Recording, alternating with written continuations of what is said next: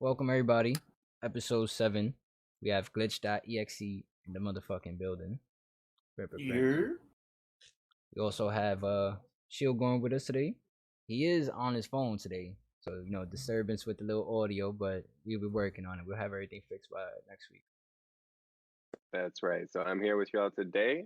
Apologies for all the disruptions, but we are pushing through it. And if there's any changes that need to happen along the way, we'll address them as they come up. But yeah, we'll be back to the good stuff soon. Don't y'all worry. Yes. I believe. We also have a special guest or a special panelist today, Shauka Content himself. Yo. What's up, brother? Thank you for your hopes. Yeah, absolutely, man. Happy to Definitely. be here. All right, well, welcome everybody. Like I said, it's a Love Always Wins podcast. Glitch, we definitely want to start off with how'd you get your name? That's usually about the first question. Where does glitch shit come from? So first off, Mm-hmm. hold on one sec. Bet. I like it. This is part of the build-up, you know. This is part of the Mhm. build-up. This is where we're starting to see where the glitch is forming. This is part of it. So it's a curse and a blessing. Uh-huh. Every game I played with friends, it's either some bug like them falling through the ground or something like that, or Mhm. it's me like falling for like 8 straight minutes in a Warframe this one time. So I just made peace with it. Like fuck it, we just glitching everywhere. Yep, at the same Cool time. those. Embrace them. That's the shit that you glitching like through the map and you like pop up underneath and you can see everything all over the place. Yeah, we done that a few games. I remember like Modern Warfare, like the OG ones or whatever. You guys to like, oh look right here, and then jump, and then it's like you out the map. Who finds those things? Yo, you're a Halo player. You know about that stuff in Halo. That was like such a big thing in there. All the Halo. glitches, all the specific look jump glitches, especially. Mm-hmm. Super Halo was jumps all very day. huge on like the Easter eggs and like like you said, super jumping, using like a car, using like a rocket, using a grenade or something, Yeah. to just boom levitate you to places you're not supposed to be. Like, but they put something in the You game are. exactly that when you get there, it's like, hey, look what you found. Like, yo, bro, it's a fucking thing. Like, I don't know how I people love find it that like shit. Yeah. So you did the same kind of thing, Glitch. You embrace it. You embrace the fact that that's just a part of what games are, right? You're gonna be playing games. You tend to encounter those often anyway. So just like those devs embrace it in that sense, you decided to embrace it with your name. I love that. I think that's great. Mm-hmm. At the same time, it's also inspiration Mm-hmm. to accept your own flaws. Yeah, and it was at the time that I really needed it. Heard that. So now when you glitching, it's like, all right, cool. That's just what he do. It's not even like, oh shit, stop glitching. Like, why you fucking up for? I know what time it is by now. Fact. It's just part of it. It's just part of it. Oh no. That's awesome, man. So the other question I would like to start off with is how long have you been creating content? And has it like, not necessarily, is there anything before Twitch? Include everything, like just content creation in general. There was like this one era in 2013 where I tried to upload YouTube videos. Mm-hmm. The absolute bare minimum. Turn off the lights, set up whatever camera I had, and just hit record, see what happens. Hell yeah. Yo, are there Do we artifacts have, of that? Can we do we find have them those? stuff? Yeah, they still up there. I don't think I privated them. Yo, can we get our internet archaeologist to dig that shit up? I want to see this. I want to see this right now. It doesn't have to happen now, but we're gonna find this at some point, Glitch. We'll post it back up afterward. I want to see those videos. What was your name at that time? Was it still Glitch? No, it was Knuckles 0716. Knuckles? Knuckles 0716. I Yeah. hate it. Is this a Sonic reference? 074. Where the Knuckles came from? Link up at Teddy's chat. Yo, because you're a Sonic player too, right? Like I was looking back and I saw a few VODs. So is the Knuckles from the Sonic games? Is that where that's coming from, or is that from? Hell yeah, I bet I can respect that. That's pretty dope. Now, you're saying back in 2013 you made these alleged YouTube videos that we can now get to go and find. But I also noticed now that I could be in the minority here, but personally, I feel like making playlists is content creation, right? If you're out there building dope ass playlists, to me, especially if you have it in an accessible place, that is content that you were putting together. You didn't create the content per se, but you created the space for that content to exist in and for somebody to go in and be able to listen to that in that environment. Not to take anything away from the artists who created the music, right? But I noticed that you got some 50 odd hours of your streaming music on YouTube right there, right? Like that is a long streaming playlist. Yeah, seriously, it is long. There's like 1,000 plus songs on it. It's great. Now, do you just load that up every time you're about to stream, and do you just kind of like play it from different places? Do you play other lists? What kind of brought you to that massive motherload dump of a playlist, and how much do you use it? I'm just curious. I love this kind of stuff. So as of now, there are 3 playlists that I have. All depends on if I need to get in a hype mood. I just want to listen to some OSTs, or if it's just, a down bad or sad mood. We all have those days. You need a little mixture of everything. It's fine to bask in the depression music. Sometimes you need that shit. Sometimes it feels good. Yeah. So, real quick, just for people that didn't know, do you want to explain what OSTs are? OSTs are original soundtracks you can find in movies, games, shows, any type of video media. But yeah, that's not what I think of when I think of OSTs. So, are you thinking about the OST? I'm thinking of the anime OSTs, right? Oh yeah, those two. Oh, okay. Especially the recent one. So do you have a playlist of anime OSTs? Not the OST playlist is a mix of games, anime, and I think it's those two. Okay. You definitely have some anime OST on there, but that's the one I'm talking. That's the one that I was talking about, Shaka. That's that playlist that has 1,000 plus on there. But there's definitely some. There's definitely some anime OST on there as well. There's a ton of OST from games, from all kinds of things. It's a really, really expansive playlist. There's even some nice hip hop shit on there. We were vibing. We were vibing. Hey, gotta keep an open mind. That's it. So are they all copyright restricted, or are they all in the clear? I don't know if you've done any research on all that stuff, or the anime openings. Just a playlist in general. Oh, OST you would have to be careful with, but the other two are fine. Don't have to worry about copyright.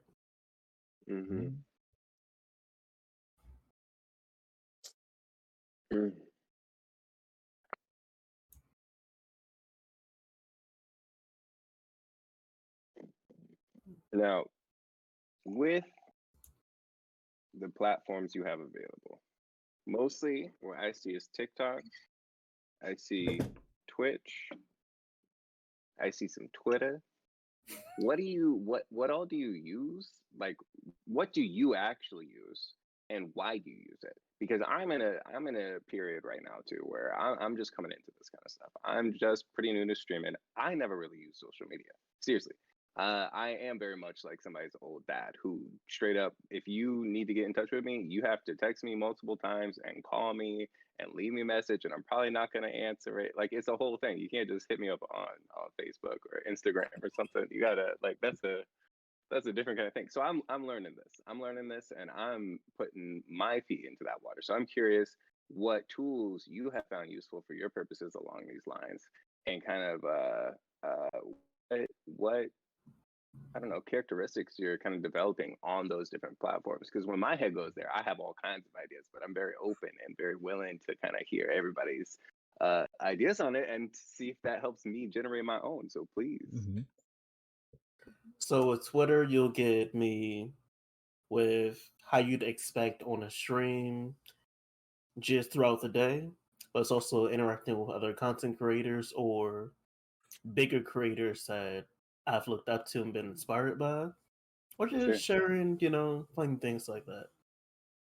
I do post on TikTok to one, advertise the stream, but also try to get used to creating another form of content that people can use whenever. Mm-hmm. Heard. And soon moving that onto YouTube in a better way. All right. So we're gonna revisit the YouTube situation. I like that. We're gonna reformat the YouTube situation. I wouldn't say it in a disrespectful way, but as you should. Like everybody should always be looking for improvements. You know what I mean? Regardless if you think you need some or not. Like there's always room to improve on everything that we're doing. And we always got room to grow. So like, yeah, be inspired to make that change. Be inspired to fucking sit there and dive and reevaluate what you got going on. Hey, I've been doing the same thing for too long. It's time for a change up. Mm-hmm. Right. Well, what's the same thing? I'm curious. Yeah, what have you been doing? Thing you've been doing long? Yeah. Well, let's hear about that song. The same thing's been, come home from work or on a day off, stream for 2, sometimes 6 hours, and then end off. It's time for something different. I want to do the things that I actually plan to do once I got a PC. Mm-hmm. Record some footage, write down a script, and talk about the things that people don't talk about. My philosophy is, if there's content that you don't see that you would like to see, make it yourself. So that's what I want to do. Right now, is there anything specific in mind you have there already? Like, are there some things that have driven you to that point that you already want to see that's not out there? One thing that I am working on is an Astral Chain video, since I'm legitimately upset. It's very little talked about and such an underrated game just because it's on the Switch. Go ahead, tell us about it, because I don't know anything about that. Yeah, I've never heard of that one. It's a hack and slash. Now. It is a hack and slash that is just, if you've seen JoJo's Bizarre Adventure, you're a cop with a stand. Go throughout the story, talking to NPCs, finding out clues and such. But the big thing about it, which I would say anyone could get into, is the combat. So the way that it works, you attack by yourself, but you also have your legion. You're attached by the astral chain that connects you to. You can't separate, but the legion attacks individually, and you attack on your own. The key thing to get the flow of the combat is synchronizing with your legion, as if you're fighting with 2 people, but as one, like an extension of yourself. Sure. Got a ton of bosses, even dope anime opening. Love the OST. Stories, but overall, it's pretty good. You're a creator though, right? You get to come in and take place in that story. That's the beautiful part about games that don't got great stories when you're just making content out of it. Hey, that one is just free game. It's like a sandbox for content creators. That's the thing I love about it, though.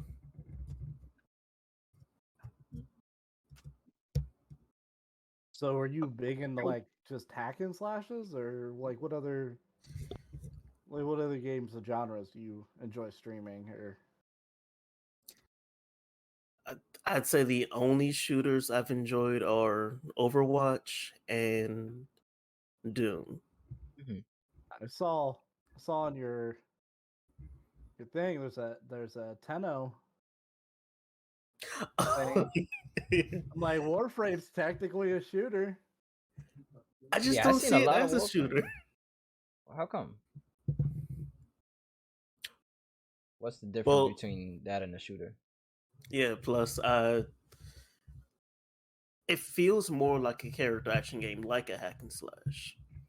Yeah, all these different types of weapons. You aren't restricted to just an assault rifle or a shotgun.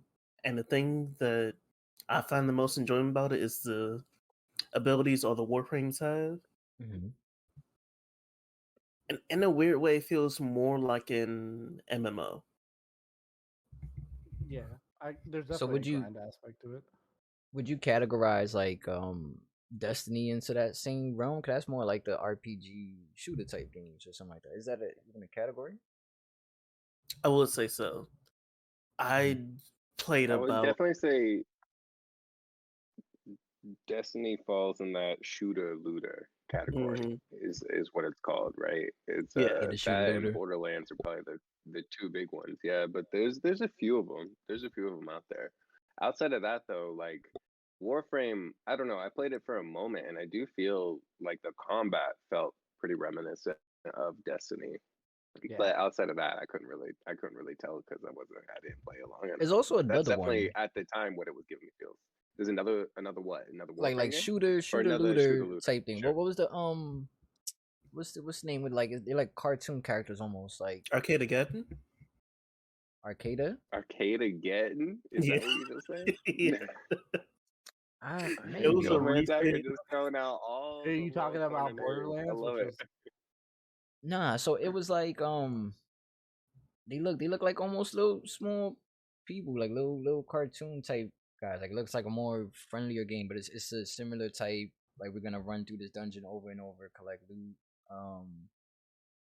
Are you Enter the talking about? Genshin? Is Yeah, it that that one. Genshin? I think Or Genshin. is it bullet something? There's a bullet something or Gungeon something? I feel like that sounds right. Well, no, not Genshin. I see Genshin. Genshin Impact. I've seen this. This is where all like the No, animes. not Genshin. Gungeon. Into the Gungeon. Into the Gungeon. It's into the Gungeon, right? That's the Yeah. one. Okay, let me see. It's Into the like Gungeon. yeah, it's Kind of. like I This don't ain't know. it It though. almost looks like Yeah. Like yeah, that one almost Binding of Isaac. yeah. I don't know. I don't know. There might be another. I'm sure there are plenty in this category. Just the big two that I know of always. are Gunfire Borderlands and Reborn. I Destiny. found it. Gunfire Reborn. Okay. Yes. Yeah, You've heard of that one? sure. I've seen that on Steam. I've seen that one on Steam. That one reminded me like when I watch people play this, it reminds me sort of like a cartoonish Destiny or like I've never seen this. Oh yeah, it's another like RPG shooter, fucking shooter looter type of vibe where you run around. It definitely reminds me of like even more cartoony Borderlands, almost like just looking at some of these screenshots. Mm-hmm. It's a popular game style, man. It's a modernization, I think, of the Diablo type loot generating grinding game. It brings that into it, but now it's like a billion different guns with all the attachments, right? Like it makes it a whole different kind of situation, but it's still the same thing. It's just getting new loot, the strongest loot you can get. I like that. That's fun. Yeah, that's always exciting. It's like it releases that endorphin or something or whatever the heck it is, right? Like, oh shit, we just got like this dope ass item. Like, And then talking throw that about on. glitch over here, right? When you find those builds that like take advantage of the little glitches or the little things that were left in the game, and you can make things that are super broken. Like I love that stuff too. It goes back to finding those glitches, finding those Easter eggs, right? That's my favorite kind of thing. People who can find that stuff, who like actually play the game to find that shit, and that's how they enjoy it. Yo, that's they do one of these. They walk into the room and it's like, oh, arrow says that way, but I could go this way, so I'm gonna go this way. Fuck out of here. they're like arrow says that way, but like, what if I just dig down? It's like go completely outside of the box in some way. Talk about glitching on the floors and stuff like that. I love that kind of world, man. And then people get really. I think you cut out, Lennon. Oh no. Oh no. This is the terrible situation. Oh, no. You can hear me now. Yeah. Yeah, we good. Yo, we're back. But yeah, love that stuff, man. Love people who discover games in that kind of way. That's really fun. So I love that. That's how your names too. That's a great time. Do you count like exploits or stuff like that as a glitch? Yes and no, because some exploits are purposely put into the game. You talk about like the Elder Scrolls merchant chests, like those are potentially put into there specifically for the game. But something like a Soulsborne speedrun, the devs aren't expecting you to just like walk along the skybox and then get to the final boss in like 45 minutes. No, because they have a whole story planned. Yo, watching speedrunners is like the craziest shit, bro. That's like pure form of exploitation too. It's like, yo, look, I'm gonna exploit this so much that I'm gonna beat the whole game in fucking 3 minutes. Like, let me just see how much I can break this game and then get to the end.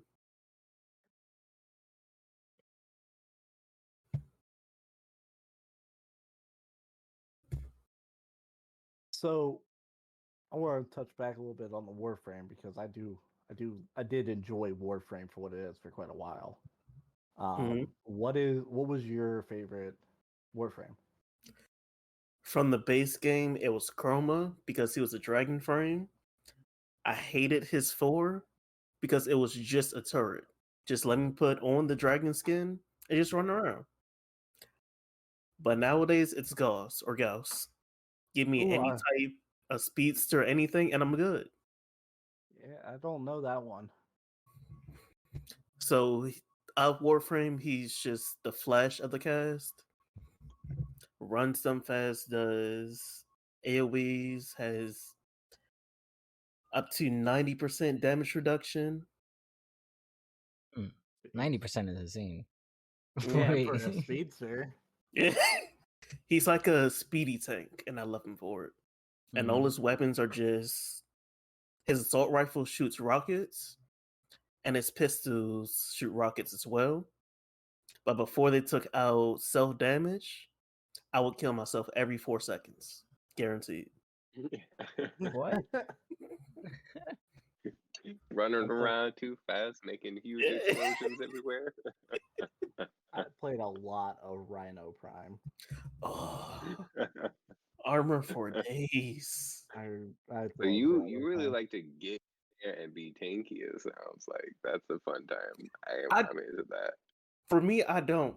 Any game, I'm always the DPS person. Okay. It's just he so happens to have,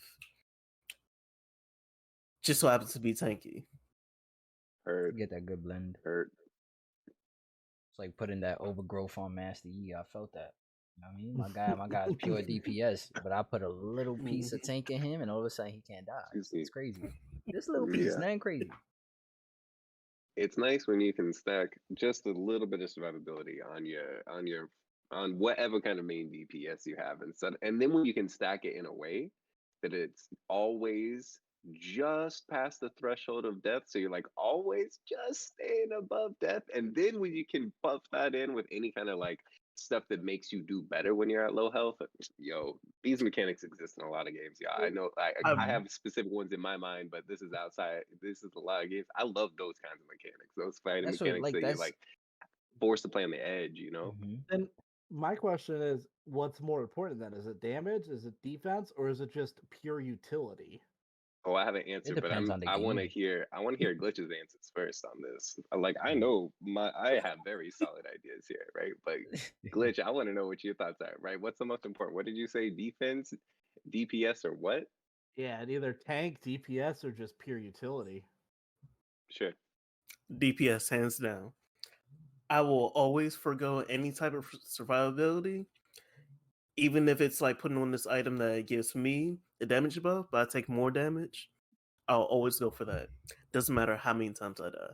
Hey, they can't do damage to you if they're dead. Exactly. That's great. That's yeah, but you can't do damage if you're dead. That's my. I like the. They gotta catch me first. Like, well, yeah. What's up? So now you, Cuddy. What's your answer?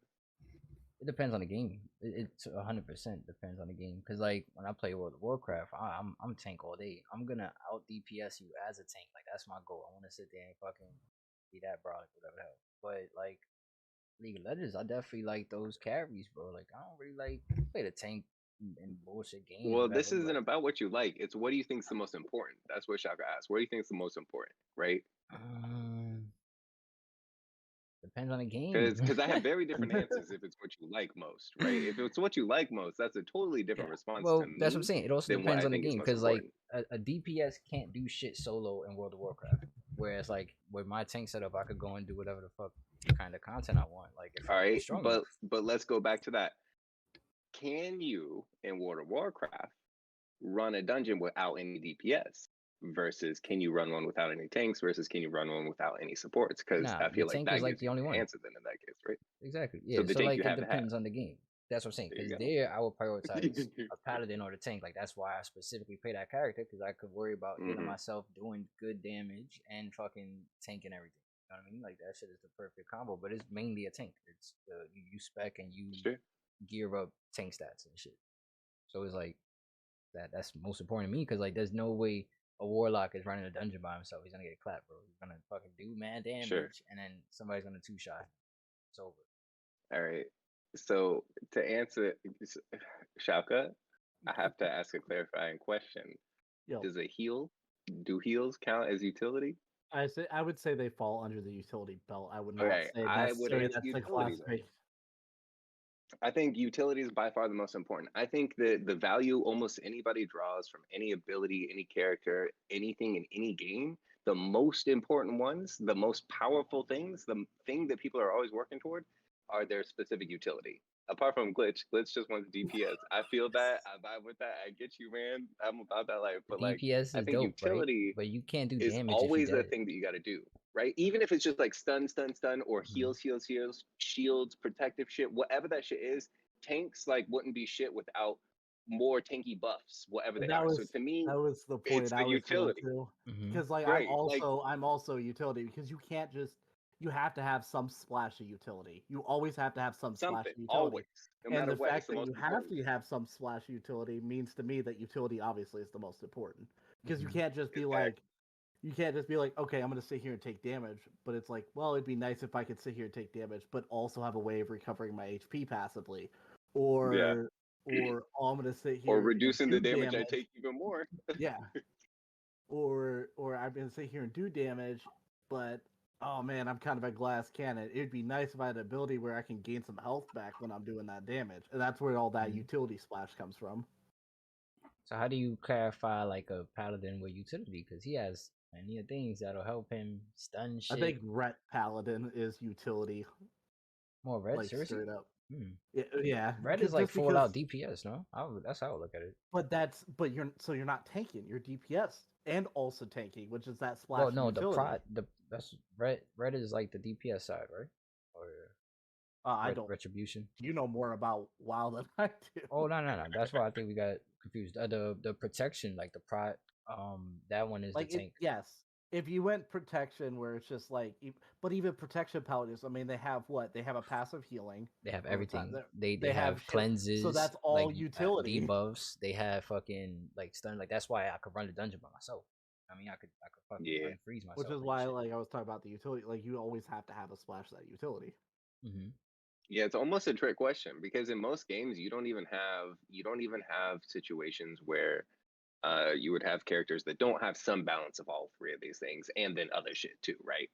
But there are instances where every now and then you'll find situations where something will come out where it is pure of one of those things, right? It's just pure tank, pure TPS, pure utility, pure whatever, pure healer. Like they're pure builds across the board. So Glitch being a pure DPS. Coming back to that now. Yeah, Full I'm glass I'm cannon. I'm yeah, I'm curious. Like, if you're a full glass cannon and that's what you gravitate toward, how do you end up with this super fast, tanky, explosive character? The explosions make sense to me. Is the tankiness just kind of like part of that character? Is that what you're saying? That's Yeah, kind of where that one was it coming just from. Yeah, happens to sure. be part of his kit. Fire. I had So no it's not control even over you that. don't even care. You don't even care about that. But no, So why I did do you choose care this? because it helps. Mm-hmm. That's that emergency button right there. Mm-hmm. Facts. Paladins But got you a couple brought of those too. Get that. We call them defensives. Mm-hmm. Pop a the defensive only real thing I quick. could like the only pure example of like a pure DPS I could think of would have to go to like one of the best examples is the Soulsborne series and stuff like that. Like Elden Ring came out. There's a build specific way I do it Elden Ring. I rock like 8 weight or something like that. Like I have a pair of pants as armor. I have no armor.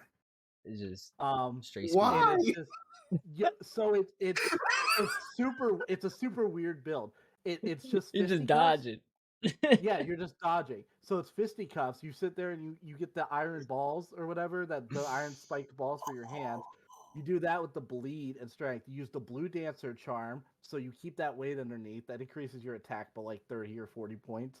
And then the roar, and then you just roar to give yourself even more of an attack boost.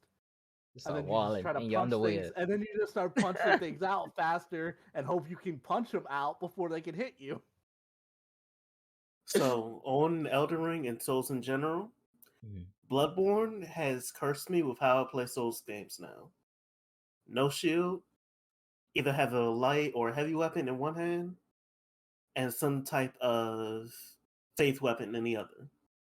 No type of defense. I'm always slashing or throwing something. No, that sounds like that's just the way. Like, as far as I understand, the way you play a Souls game is through dodging, not blocking. Yeah. And you don't block bosses you really. do. Except You do. early. You do. I'm about to say there's the parry mechanic, which was very heavy in 1 and 2 of Dark Souls. I wasn't even going to go that route. And there's also the parry mechanic in Bloodborne, but it works entirely differently, where you just shoot someone as they're about to hit you, and then you down them, and then you just put your hand into their stomach. If you want, you could just use 2 great shields through the whole game, and that's it. Like one in each hand. One in each hand. And they go with the heaviest armor possible. And then now, what do you call that? Tower the wall. The wall, just the fucking wall. Berlin coming at you, real heavy. It's the wall build. That's it. I mean, Dark Souls 2 had Giant Dad. That was probably one of the funniest builds ever. I like that quite a bit. So, what got you really into streaming? Let's get back to that. Let's get back to the streaming. Let's get back to this content. I love talking about these games, but I'm here to know about you streaming, know about what you're making, and I wanna keep it there. So, what started us there? We now know who you are. We know how you got your name. We know a little bit about what you play. That's the teaser. What brought you here, my friend? I'm in one of those many who started when COVID hit. COVID affected the job, had nothing else really going on. So streaming was my outlet. Facts. Helped me on a social and a mental level. Totally makes sense. Totally makes sense. Now, what was lining up for you? Like, what'd you have going on before that? How did you even get introduced to streaming as an idea, right? So I hear you started COVID, but like a lot of people had no idea that was even a thing to do. A lot of people were either already part of communities who were doing that kind of stuff, or just always wanted to stream anyway. So I'm curious, what planted that idea in your head, and what community did you have kind of building you up? Like, I want to know the details about your up and coming. So I've known about streaming and how I could stream. At the time, all I had was my TV and my PS4. That was it. And the mic that came with it. I heard that. My thing is, work with what you got until you can afford what you need or what you want. I definitely started. I was just looking at these pictures earlier today. I used first off a pack of white papers, like for printing papers. That was what my stand for my monitor, which was a fucking 720 little ass TV, and another one with another 720 little ass TV, like with some makeshift keyboard and a trash mouse. Like it was. Before I even had my desk, I just had a big ass cardboard box sitting before my TV. I used some old ass table, bro. It was like tote.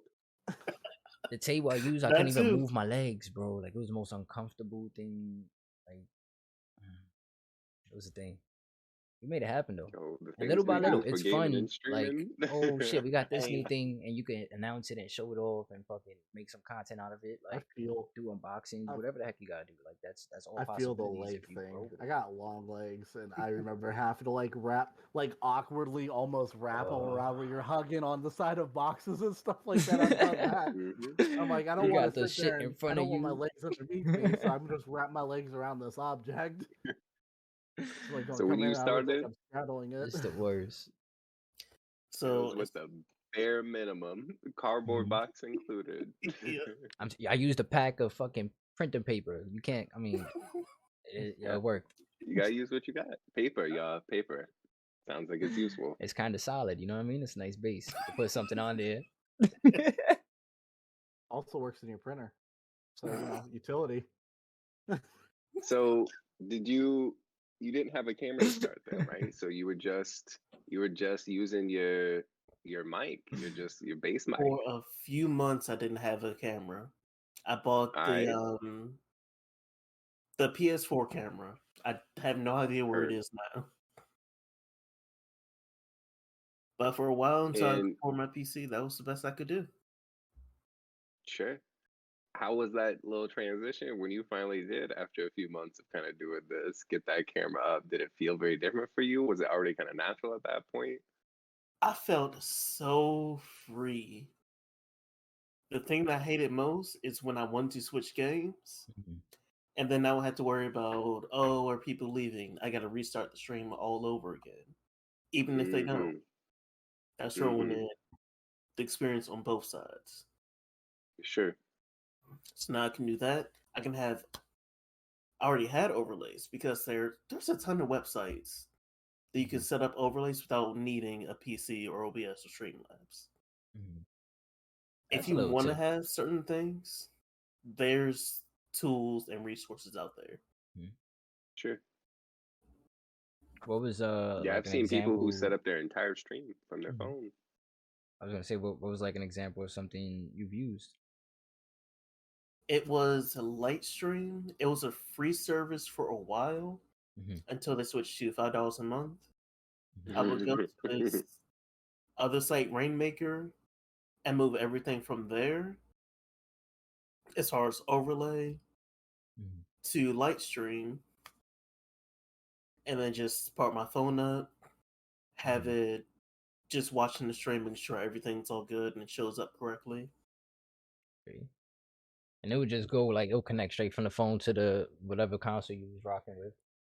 Yep, it was a live service. The only thing you fire. had to do was change your DNS server, and that was it.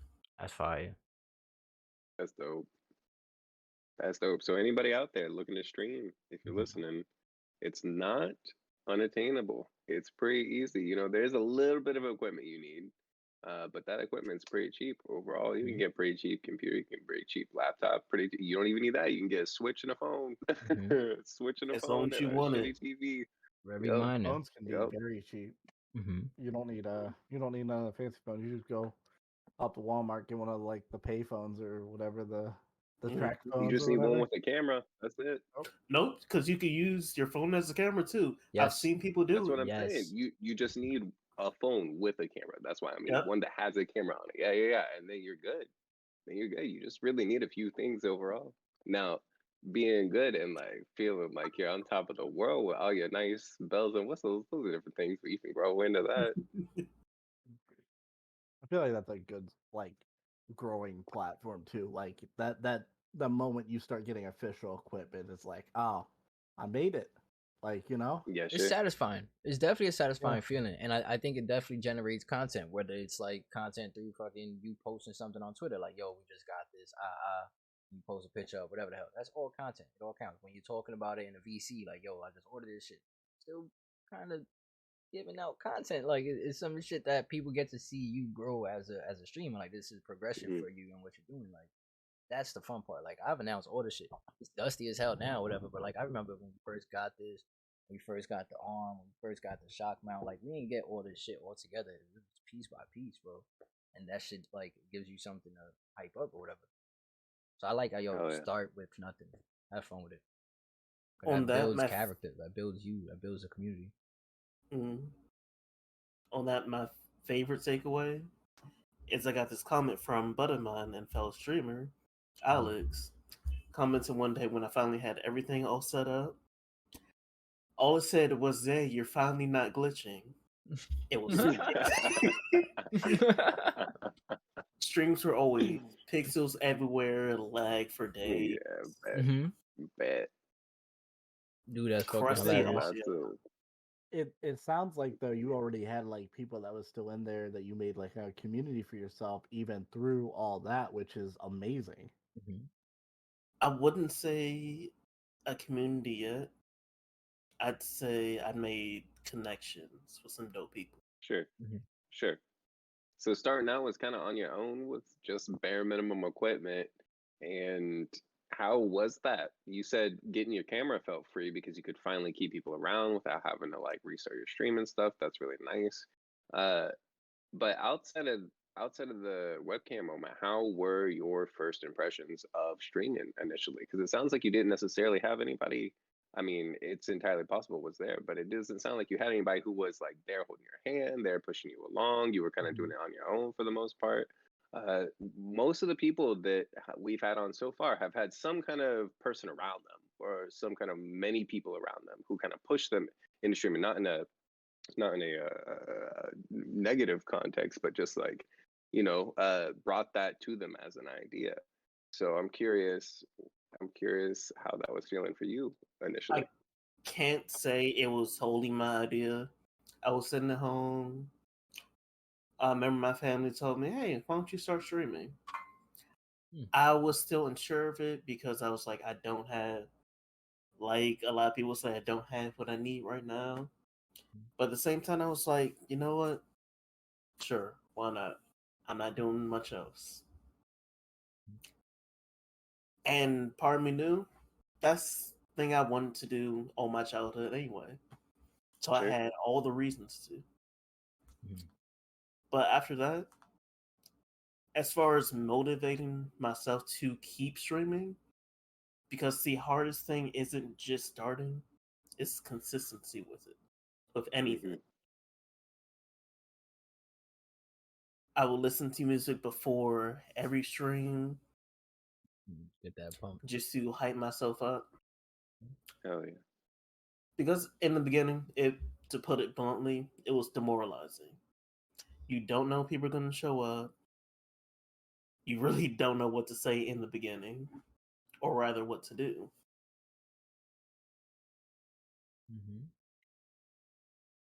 And you can't. You gotta have like that resilience. You can't let that stuff get to you. There's ways to like help you too, like turn off view counts.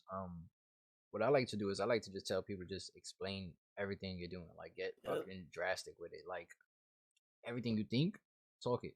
So if it's like, oh, what is that door? Like literally say it. Like, what's that door over there? Like, oh shit, all right, I'm gonna open the door. Oh, this is behind the door. Like don't just sit there and just think about it and just open the door blindly. Like it could be the simplest action that you're doing. Like the just talk thing about with me it. though, with every game that I played, it wasn't ever a first time experience. So what I would do is I would explain what I'm doing and why I'm doing it. That's the great and way try too. to make some joke with it. Because there's definitely been a lot of streams where I'm like trying to watch the game and I don't understand what's going on, and nothing's kind of being said. So I love when people are just automatically explaining it, because at times I just kind of want to just chill out. I'm watching something, like hear it, like I could kind of hear when some shit is about to happen, because you're like, you know what I mean, like you're explaining everything that's going on. You also learn from it too. Like I generally like learning all these things, so like I can sit there and kind of get an idea for the game before even playing it. But none of this stuff will happen if you're just quiet, sweating out on the game. Like, it's like, what are you trying to say? I'm the worst at that. I do that shit all the time. I just my last stream we hit diamond, and all I did was sweat out. I barely said shit. Like, you should have put a warning or something though. It was terrible. Yeah, I popped in a couple times. I was like, "Hey, Teddy, what's going on?" It took you like a whole half a match. Where you're like, "Oh, hey, Shaka." I'll tell you one thing, there was a lot of things going on, man. You fuck shit up. Fun fact, my very first stream, I didn't even connect my mic. That's how anxious and nervous I was. It was the very first one. Have you ever? But you learn right away, right? Yeah, Have you just ever? got actually. So, what am I doing if I'm not talking? No one's Mhm. gonna want to talk if you're not going to. And you Have could you ever definitely done the? use chat too. Like if you're active in the texting back and forth, like some people understand that. You could also put it in your title or something like no mic or whatever. Like, Mm-hmm. mhm. I've Have seen you a lot of ever done streams. the same mistake that I've made, which is accidentally have yourself muted an entire stream? It's Not an happened. entire stream, but like just I know. periods through the stream. I Oh forget to no. unmute myself or unmute whoever I'll be playing with at the time. Mhm. Yeah, but that's just an always problem. That's Yeah. not a streaming problem. That's just a on the computer playing with other people problem. Nah, for real. Totally. Hey, we're not a news set. We're doing But all this production by ourselves. the difference is if you're in a voice chat with people and stuff, you eventually somebody will be like, "Hey, yo, Shauka, you kind of quiet. What's going on?" And you're like, "Oh, I've been muted. My bad." You don't really get that on stream if you're sitting there streaming and like nobody either A, you have 15 people in there and they just don't say anything, or don't have anybody in there and then there's no one there to check you real quick. Yep. You just did man mute. 4 hours go by and it's like, hold up. But you go check your VOD for a clip and it's like, nah. Oh no. Oh It's no. happened. It's happened. I've had it like probably for a whole stream. I had it for like periods at a time. Sure. I've also had there's issues like usually when you disconnect shit or like it'll change the sources like the no the inputs, so the inputs and the outputs, like whatever microphone you're using or whatever like speaker you're getting the audio from, that will just change randomly. You got to kind of change it back. So like you'll start the stream up thinking you're all good and there's literally no bar there at all, even though your mic is on, everything's good, like you can hear yourself, but because that input is wrong, like that shit happens a lot. Mm-hmm. That's why you gotta do all your checks, all your Mm-hmm. checks and balances. That's why we did the I sound got my check and little everything. checklist. I Yep. get paranoid about it now. Oh yeah, same. I'm paranoid about equipment always. I mean, look, I'm here right now on a phone because my damn computer broke, right? Like I don't trust any equipment ever. Which then makes me just have a little bit of flutter fingers around. So sometimes I'm like, oh no, please, just work. Just work. It's fine. It's gonna be fine. Don't break. Please It's don't the break. worst, man. Especially stuff Uh, like out of control. Like I think lag is my number one most induced raging mm-hmm. thing, or a rage inducing thing. Because you just Yep. can't control I it. would Like agree. my internet just sucks. If it crashes and shit like that, like it's not because you're better than me, bro. I fucking disconnected. Like, please, like you was gonna get ass whooped every time we had the same ping and advantage, like or the equipment stuff. Your mouse died, your mouse breaks, your shift button stopped working. You stress the fuck out. Like there's a lot of things that like that right there will stress me out more than like losing. Like it's okay if I tried and I had everything good and Oh it's yeah. You hear I it mean, you here see pro. first. You wanna fight like Teddy or whatever, challenge him to a one-on-one ARAMs and then DDoS him. Win. bro, I'm talking so much And do it shit. like 2 or 3 times in a row, and they'd be like, "Yo, Daddy, look, your internet's fine now after Yeah, it what? stopped. Don't you want to keep Hey, playing? Come on, what's up?" Get him when he's real heated, but that could flip on you, man. You don't want to get him super heated and then like no, no. get in the ring with him. I don't know. That sounds like it might be a bad. I think yeah, there's a big Kobe inside because as soon as anybody talks shit, even if my teammate talk shit, even like it don't matter. My grandmother could talk shit in the background. Like yo, hey, this shit gonna turn up. Like Just take his barns. yeah, so I would say like yeah, this let's play the fair game. I'm usually not the first to shit talk, but it'll definitely come out after you open the gates. Funny thing Oh yeah. is, sometimes I like when random lag happens Mm-hmm. because all you got to do sometimes is just outthink the person and wait for the game to catch up, and then you could just shit talk for like 5 minutes straight. I'm used to lag. I was born in it. Same. Glitch was born in lag. I Oh, had Yeah. no such thing as stable internet Mm. for my whole 12 years of gaming or whatever the heck. Mhm. Mhm. There's just never been stable internet. So you, I had a brief period for like 2 it's, months. Fios was amazing. I was getting like 400 or 500 megabytes, whatever the fuck, like all the time, stable as fuck. That was great.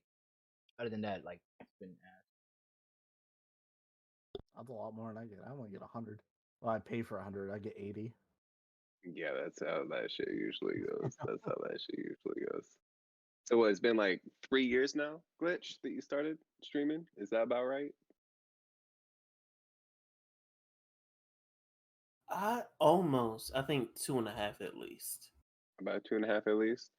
So Yeah, in that 2.5, starting with bare minimum to nothing, where you're at now, how do you feel about like? Because whenever we have somebody on, I'm hopping on, I'm looking at their socials, I'm looking at their posts, I'm looking at what VODs they have, all that kind of stuff, trying to get an idea in the field. But I'm not usually going back super super far, right? I'm going back to like what have they been about recently, because usually that's the most relevant stuff. But when it comes to rolling that back a little bit further, um, for those 2.5 years, yeah, coming to where you are now, do you feel like consistency has been a thing for you? Or do you feel like there are changes you're wanting to make? Do you feel like you are fucking blowing it up and you're chill with where you are? Are you striving towards anything different than what you kind of got going on?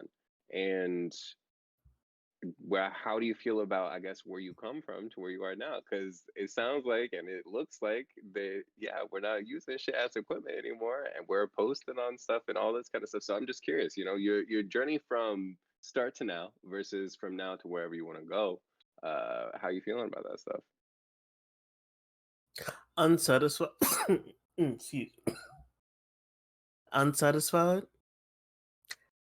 because at one point I took a very long, I want to say 3 to 6 month hiatus because I sunk myself into work, and as soon as I got home, passed out. Days off, still asleep. So streaming had to take a step back for a little bit. It's now a lot more stable, and I can do it more consistently. That's dope. But I don't just want to stream for a few hours, call it quits. I feel empty after I stream for a bit, to the point I want to start streaming right after I end it. Because I miss hanging out with people, the vibes and stuff like that. So I got more into offline content, posting on TikTok a lot more, and wanting to make better content on TikTok so that I can push that towards YouTube. Sure. Because that's always been my home. Twitch was never my home. It was more of a convenience, if anything, or the better option. Heard. Have you ever? Oh, go ahead.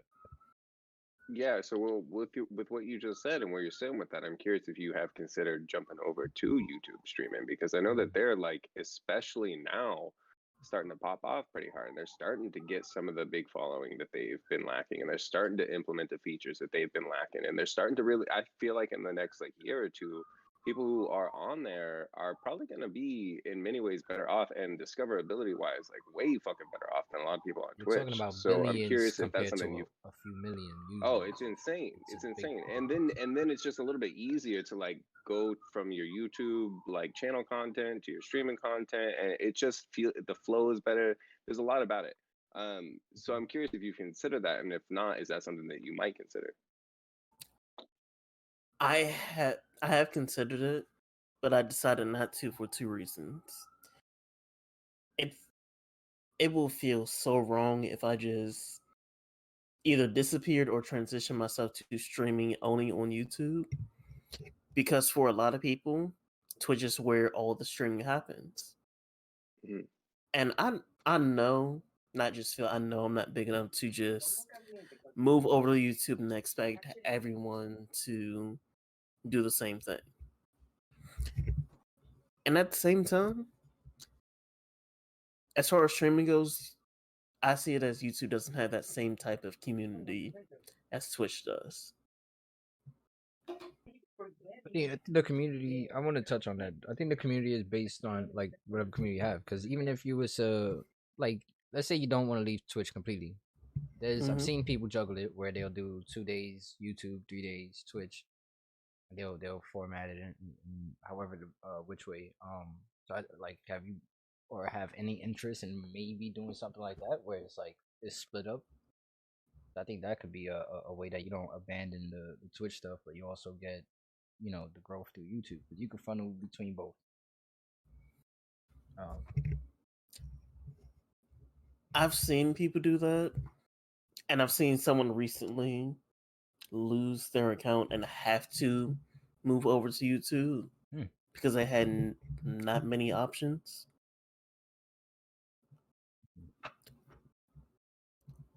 And when I say I can't do it because of the community, I mean, as in, when I go to someone else's stream, there's a 50 or 75% chance they know someone that I already know, and vice versa. And it's like most people in a lot of circles that intertwine connect with each other. And I just don't see that on YouTube. Again, I it's also like mentioned the the user base is like billions to 100 million. So like that's another reason why you kind of see familiar faces, or like even the whole channel suggestion things, and like your how you say it, like your routines, like channels that you visit or whatnot. Like you're gonna recognize people that also have that part of their routine. I think it works the same on YouTube. It's just broader. It's really broad, and I think like trying to create a community may be harder through YouTube, but I think it's pretty much the same thing. Once you got your people that fucks with you, a community doesn't have to be something established with a name and all these things. It can literally just be the people that fuck with you. Be like 5, 6 people. It don't gotta be 100 people either. But once you got these type people that really rock with you, whatever you do, like I know if I go on YouTube right now, send Lennon the link, send Shaka the link, send like Glow the link, my brother, they gonna be there. Like regardless of what's going on, you know what I mean? And then from there you can still invite other people to the community from the YouTube side, like funnel things in it, you know, show them like, hey, I'm streaming on Twitch Tuesdays and Thursdays or some shit like that. Like you can funnel them. I feel like it's good. I feel like shorts too is amazing. I need to throw that out there. Oh yeah, I think shorts is something I need to get on. YouTube Shorts, yeah, yes. definitely. But again, YouTube Shorts are huge, man. All this stuff is all connected. That's what I'm talking about, right? Like YouTube Shorts basically are TikTok. There's YouTube streaming, which is popping off. Like it, I think, is going to be the big central hub for a lot of this shit in the future. It already had. I mean, this is where all this stuff really started, in my opinion. I mean, like most of the content creation and what it is today started on YouTube, right? I mean, long time ago, making videos, uploading them, then that started. Was there anything on the internet that was considered content creation before videos, really? YouTube existed before we even knew what content creation was. That's what I'm talking about. Like that's where it was born, right? Was in YouTube. Without it, we wouldn't even be using that.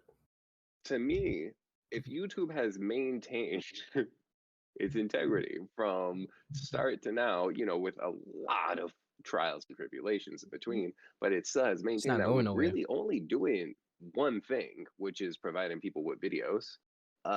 It ain't going anywhere. And if now they're really starting to pour their resources into expanding that into these other kind of social media channels that they've seen be really popular, I feel like I agree with the challenges in navigating and maybe finding the communities right now.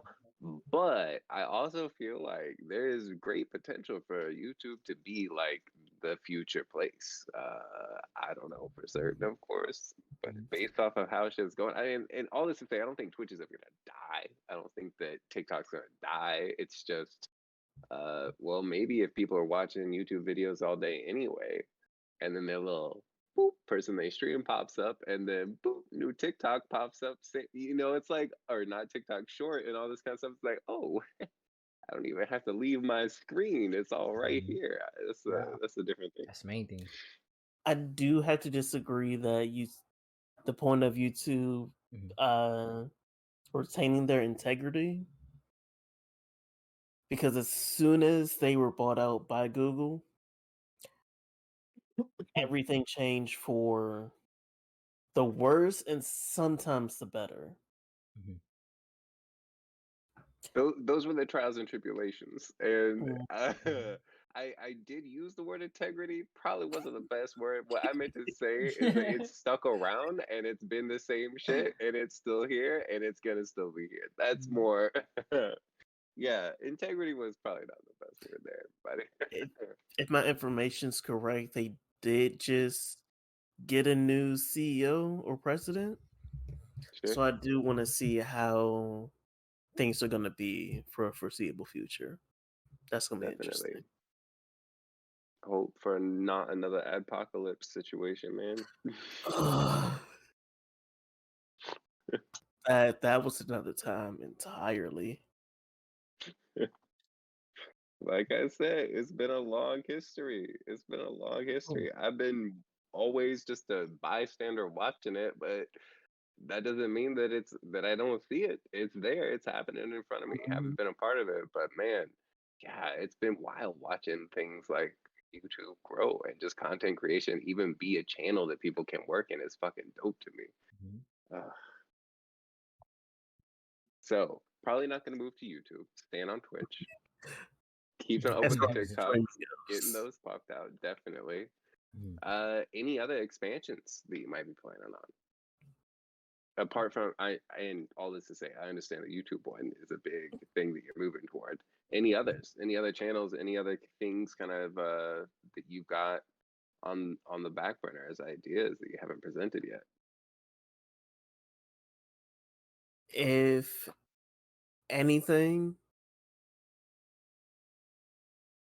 being more active in a lot of Discord communities I haven't been active in a long time. True. True. So that personal networking kind of stuff, that little Yeah. bit more interpersonal stuff. I got you. That's all I do. Yeah, Discord has I'm been just home always in for a Discord. few years. I need to work on all the other stuff, man. I only find I it couldn't do the difficult one-on-one. for the sole reason that how do you find your how do you connect with people when there's 700 or 1,000 plus people there? I'm used to like the smaller inner circles.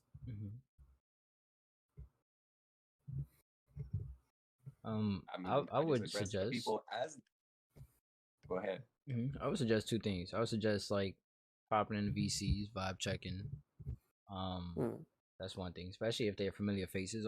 Familiar faces is the first way I would have went, and you can kind of tell like who's active daily or at least even every couple days in Discord. Like that's pretty much somebody who's probably comfortable there. You know what I mean? Like that's why they're so active. So that'll be usually a good spot to start. And if they're already active in there, they kind of know other people that they could probably guide you to or something. Because I know, like for example, he used to come and holler at Schalke. Schalke pretty much knows what certain people do and what they got going on, and you can kind of divert you that way. So like that'll be that's usually my approach when I'm in other discords is seeing who's like the active one and connecting with them.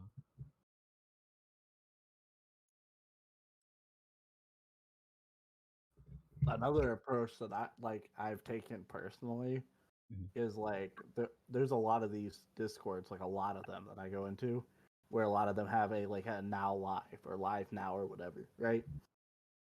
And so if it's a game that I know that's possibly multiplayer or something like that, sometimes I'll go check out streams where they're like playing games that are multiplayer that I know I have that I've played before, and I can like talk to them about it or whatever and be like, hey yo, if you want to, sometime don't be afraid.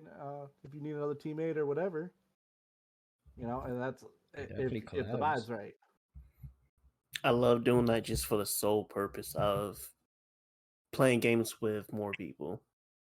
Yeah, because it's always cool to play games with people, and like yeah, a lot of the streamers I've come across, at least within like the law community and stuff like that, a lot of them are pretty much the same in the PCs as they're going to be on their streams. So like, if you watch the stream for a little bit and play a game, you're like, you know what, I kind of like this person. Be like, hey, let's play games sometime.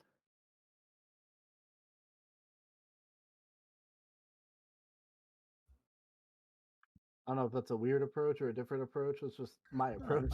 I like I'd it. find That that as a was. relatable approach.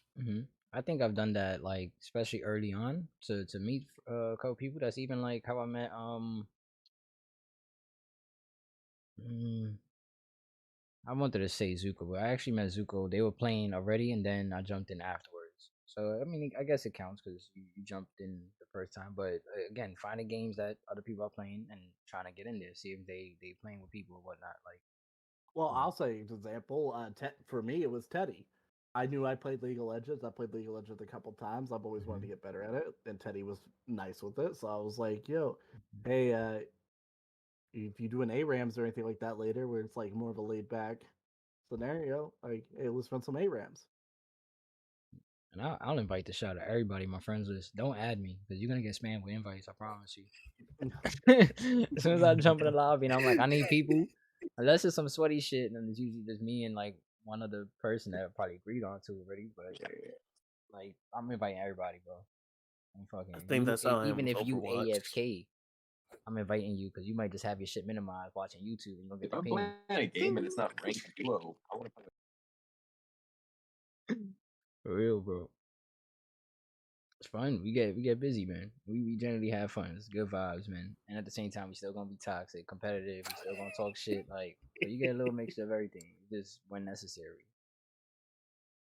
Oh, Heck yeah, man. all right, everybody.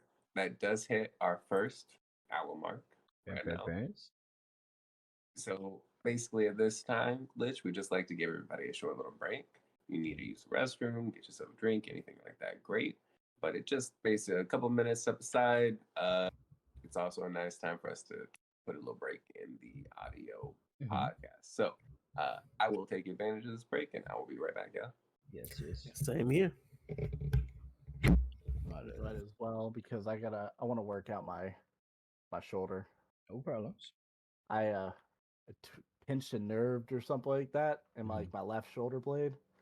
So just like sitting down, it's like I keep wanting to fidget with it and try to move because it just to like hurts. stretch that shit out. Yeah, so and go down your back and all that. yeah, I was trying to do behind the back and start hurting. I was like, I don't want to do that during the podcast. That feels weird to just help one dude off in the corner. Like, I mean, you gotta take care of your body, bro. I'd rather that first. Fuck that. Don't look weird. I'm gonna use the restroom too. I'll be back.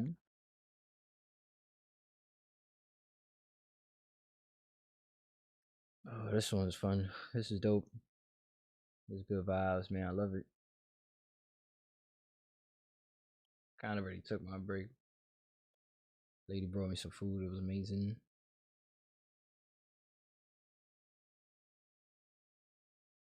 Can't find his fucking coconut.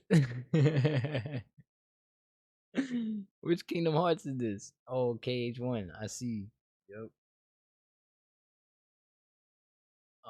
Dude, the fucking, you gotta be walking like the robot walk. You know what I mean? Yo, remember like the old ass Resident Evil walk, where it's like you walking straight, then you gotta stop, then you gotta turn, then you gotta walk straight. Yo, that's like the worst walking in the game history, bro. Like the zombie will be running at you, and you're just sitting there standing still trying to turn. I gotta run away. Bro, I finished 3 of my girls and PS4 a few days ago. Oh, that's dope. I haven't really played 3 like that. 1 and 2 we went crazy though. We fucking 100% everything, trying to get all the little forms and weapons, and I like grinding that. Devil May Cry. We back. I have Resident Evil camera syndrome. Y'all, seriously. Devil May Cry cameras was terrible, bro. Like we were talking about like it was just an ad lib because we were talking about like really bad movement in games and shit. And I brought up Resident Evil, how that was like one of the worst ones ever because you had to like fucking walk straight, stop, turn mad slow, and then walk straight again. So it's like if something fucking jumps out and is chasing you, running at you, you literally gotta stand still to turn the fuck around and then walk straight. Like if not, you're gonna walk straight into it. It's, yo, bro, it's so terrible. Sure.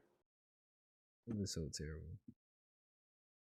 I think the anxiety of the walking made that game scarier than what it was. It was just like, fuck. That's what that game Dark and Darker feels like, man. That people have been playing. Mm-hmm. It's like that. The movement is garbage, but it's meant to be. That's the point. That's the fuckery, man. That's the point. So like you run into little baddies and you can't fucking run. You either have to kill them immediately, like you're like having to like rush to take a half step back to dodge an attack and then swing at them because you can't run. You ain't running. Like it. Kingdom Hearts 3 ending is amazing. I haven't seen it yet. Well, I think I played a little bit. Oh, we was talking about camera angles and movements and all types of stuff. Like, what is some really bad game movement for you? For me, I mentioned the Resident Evil shit because you had to like stand still and fucking turn mad slow. Yeah, It's so interesting because I actually legitimately had this conversation with Thormagander on his stream like 3 days ago, where I was like talking about, weird take, but I just bought the Kingdom Hearts 1.5 and 2.5 to replay through that. I've been playing that on my PS4, and I was like, oh god, I love Kingdom Hearts as a series. I love it. Yeah, Kingdom Hearts is amazing, but Kingdom Hearts camera, at least the first one, was so bad. I'm like over here, like I'm on a corner and I'm in a room on a corner of a thing. I'm like, okay, I should be able to rotate and it'll like zoom in on my body and then zoom back out so I can see the other end. Nope, I gotta turn and it just stops at a certain point, and then I have to rotate the other side and it stops at a certain point. I'm like, I can't see what I'm trying to look for behind me because it just won't go all the way. The restrictions were crazy, bro. Yeah, restrictions were crazy. Kingdom Hearts is such a good game, though, man. Especially that grindy feel. It was like a more fun and adventurous Final Fantasy to me because it was like I'm playing through the whole thing again, like the whole series, but I'm playing it on proud mode. Ooh, yeah, you got to. What's that? Kingdom Hearts. The hardest difficulty. Proud mode? Is that what you said? Yeah. Oh, yeah, it's the hardest difficulty. I've never played it on the hardest difficulty. Gotcha. It's really good, man. Wait, we was talking about bad games with bad movements. So like for example, I was explaining the Resident Evil shit, how you couldn't even move without having to stand still and turn around mad slow and then fucking move. And so what are some like bad movement or bad games with bad movements or good games with bad movement? There was some ninja one. Only it was like something with an O, I think. It was a samurai game, not a ninja. Maybe I think. Onimusha. Dude, that one had the same fucking because it was Capcom too. They're just assholes, bro. You just gotta sit there and fucking turn and do this weird movement. On that, speaking of ninja games, I hate how the later Ninja Gaiden games have such terrible turning. Unless you're jumping around, it's like you're moving around in a human-sized tank. But then somehow when you jump, you're the most nimble motherfucker there is. Doing somersaults on walls, buildings, all types of flippy shit. He was wilding.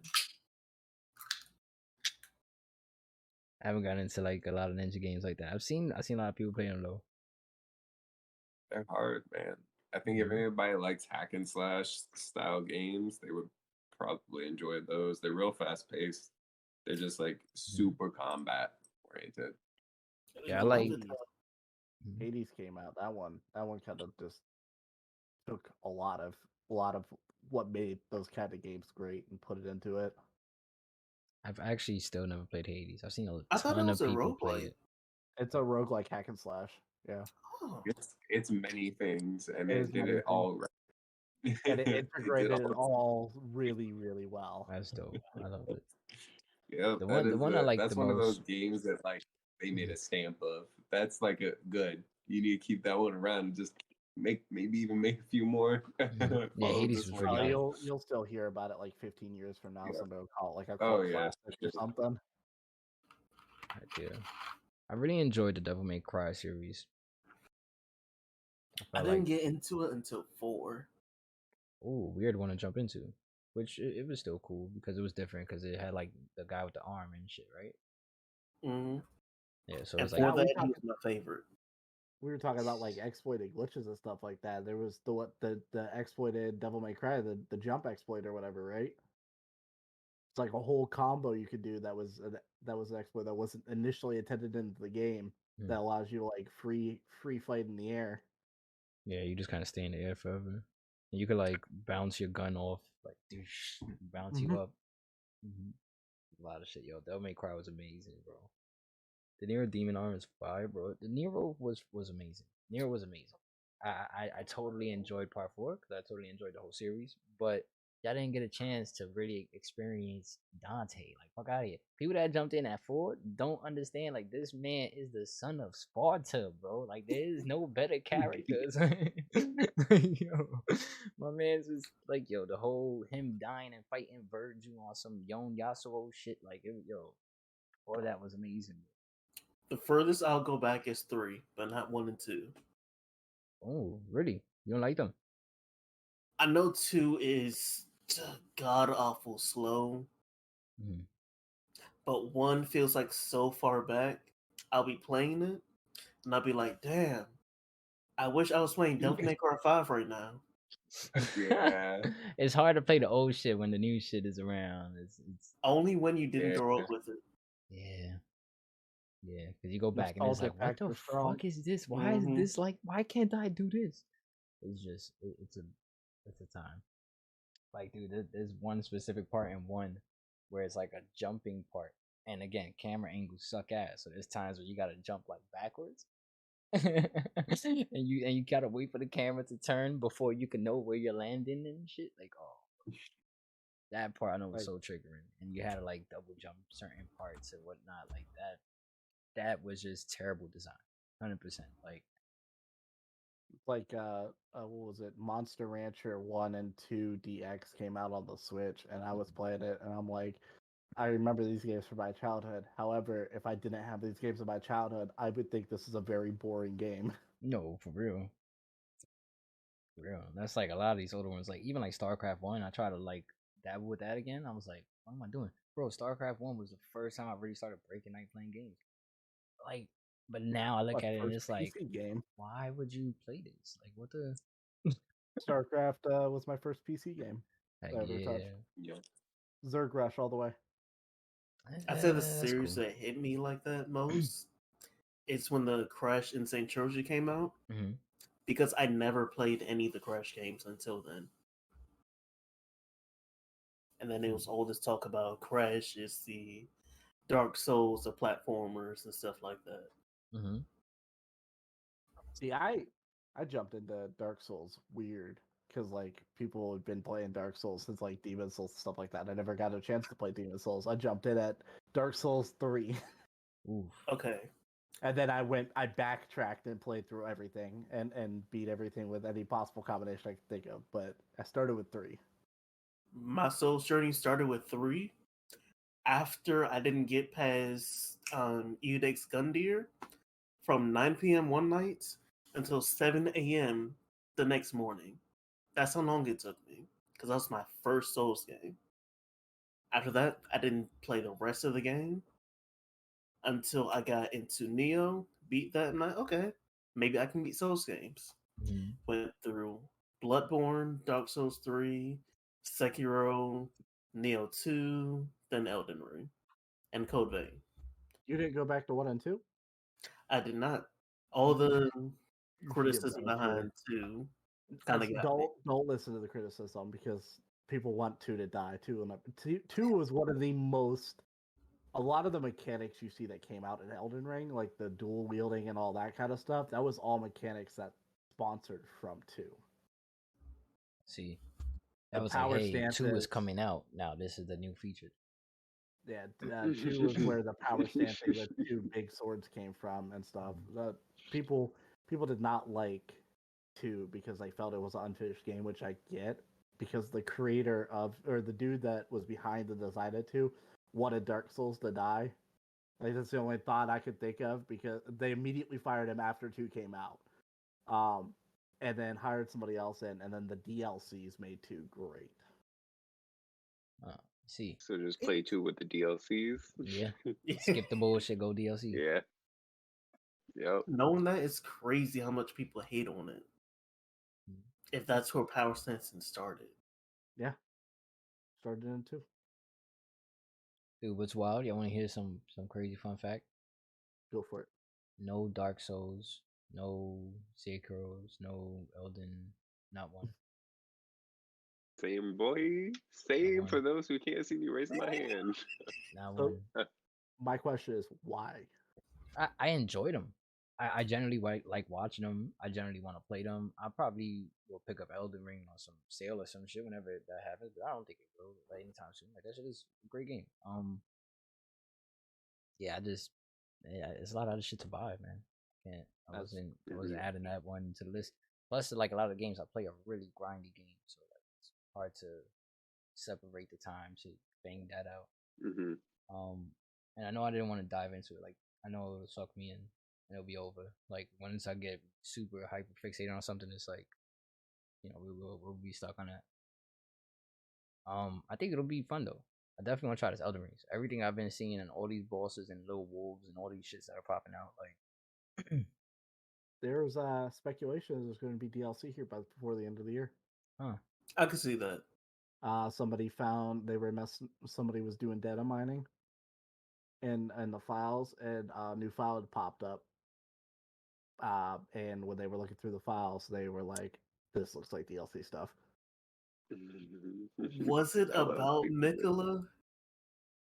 I don't. They couldn't find a lot of information. They just knew there was a new file and there were some programs that were new, and they were like, and it was just after the PvP stuff, after the PvP DLC or the free PvP add-on content came out or whatever for the Colosseums. Like a month after that, they started seeing new files on some stuff. So they're hoping that that Elden Ring will, or that the studio will release, FromSoft will release that Elden Ring's getting DLC for Elden Ring's birthday, which is coming up. When is Elden Ring's birthday? I'll have to Google it. Okay, it has been almost a year. Yeah, it has almost been a year. Yeah, it's a great game. I never really messed with the Souls games. Mostly simplest answers, mostly because I'm a PC kid, right? Like I'm Master Race all the way. I got the first Xbox when it came out when I was a kid at 14. I've never had any other consoles. I've never even had like Game Boys or any of that stuff. So I've only had PC, and on PC I never had like a game controller. And trying to play Dark Souls without a controller is hilarious. It's a terrible, horrible, awful. It's not a great port. It's a horrible port, yo.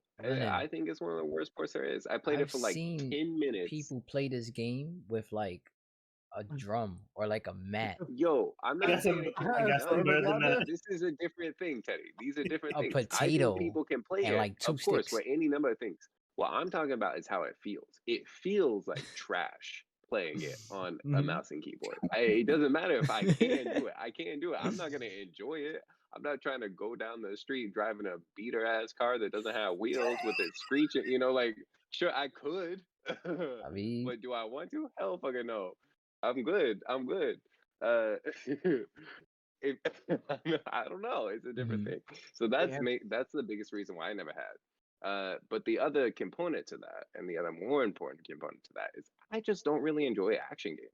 Like if you look at my resume of games I play, there ain't a single hack and slashy type game. There isn't a single shootery type game, and there isn't a single like, I don't know, fucking fast-paced, like skill-based game apart from League, really. That's like the only one. Weren't we just chopping up mutants and stuff like that and shooting at them? That's different. That's different. That's survival. That's a survival game. Yeah, totally survival. To answer the question, February 25th. Wow. Heard. Real It's literally right here. Real soon. Yeah. Yo, man. That's dope. That could be super soon.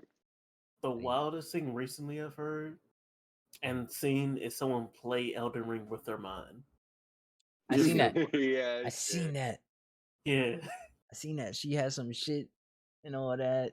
It was a chick. See, I when seen that's ported well, that's all I'll use. When that is the right port, that's all. I'm gonna play all my games with my I'd hands up like rather this. play with a This is how I keyboard stream. because she had to train her brain to think in various different ways. Oh yeah, that's what all that stuff is about. All the brain control isn't that much about the devices. It's about it's about their ability to interpret the brain signals and then somebody else's ability to be able to produce those signals regularly, right? So you got to have both of those things and then they got to incorporate well. That's hard, but it's really fucking cool when people get it done. That reminds me of the person who beat Bloodborne with bananas. Wait, what? Yeah, he had electrical wires going through bananas and would touch the bananas and they caused different. Yep, and that would like complete the circuit. So that'd be like pressing a button basically. So Yeah, just a bunch of different fruit. most fruit can hold electrical currents. That's a Yep. cool little fact for you to know. It's got electrolytes and it's got water. That's basically all you really need. It's a good time, man.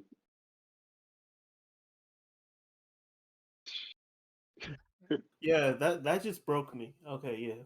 That takes it.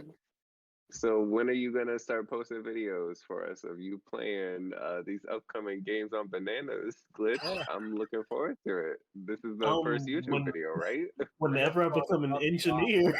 You gotta go above and beyond, start playing with like apples and plums. I'm telling you, bro, the wildest shit. This is out Yo, look, you can make it for every season. October comes around, you can get a pumpkin. You can even make it into a little jack-o'-lantern. There's all kinds of there. Crazy. Stay away from the eggplants. And the peaches, even, man. You don't know. You don't know. Some TOS. Yeah, they have the TOS. Have you? This man's over here playing with his eggplant. What? What? That actually, it might be clickbaity as fuck. I don't know. Maybe I got something. Oh yeah, are you kidding me? Yeah, for sure. And it'd be even more clickbaity if you didn't actually put eggplant, but you just use the little eggplant emote, like you're supposed to. Pixelated it out to have you like holding it up in the corner, like. You know what? Just the dumbest fucking shit. Closest I'll get is playing Elden Ring with a DDR pad. That's it. Yo, that's pretty dope. I've seen it too. Yo, Yeah. if you do That's that, dope. though, put that shit up. That'd be cool. That shit is hell. That'll be crack. It'd be hell, but it'd be cool. It'd be real cool. Well, even if you It'd kill be a just fun like the little first short. boss, I think once you get used to it though, it's over. Like you'll be able to do everything. All you gotta do is That's all those controls. Once you get to the point where it's muscle memory, you're good. But it's some of them have harder muscle memory to get because they're non-intuitive, right? Mhm. I.e., mouse and keyboard with Souls games. But It's like that with Monster Hunter games too. Don't feel bad. Yeah. I think the port over for Monster Hunters are also pretty bad on the PC. I have to use a controller. Yep. Some are just made that way. It's okay. It's they're discriminatory. Don't worry about it. Well, it's studio. You gotta think about it too. It's a studio that's primarily only ever done stuff on console or that kind of platforms, and they're like, well, PC has its own huge audience that we're not even touching. So then let's port stuff over there, and then just like, well, how does one PC? Because I only know how to use the PC to program the games. I don't know how to use the PC to play the games. So where do you sit on this, Glitch? What PC versus consoles? I mean, I feel like this is a question in perpetuity. It'll never go away. So with this, what are your preferred things? Do you prefer handhelds? Do you prefer consoles? Do you prefer the PC? Which ones do you prefer and why? I am a console kid. I started on the Dreamcast and never looked back. Hell yeah, we've had some good Dreamcast talking here. I tell you what, man. Dreamcast was amazing. Still, I think one of the best memory cards ever made. Like, what? It was fucking interactive and shit. Like, that was so ahead of its time, bro.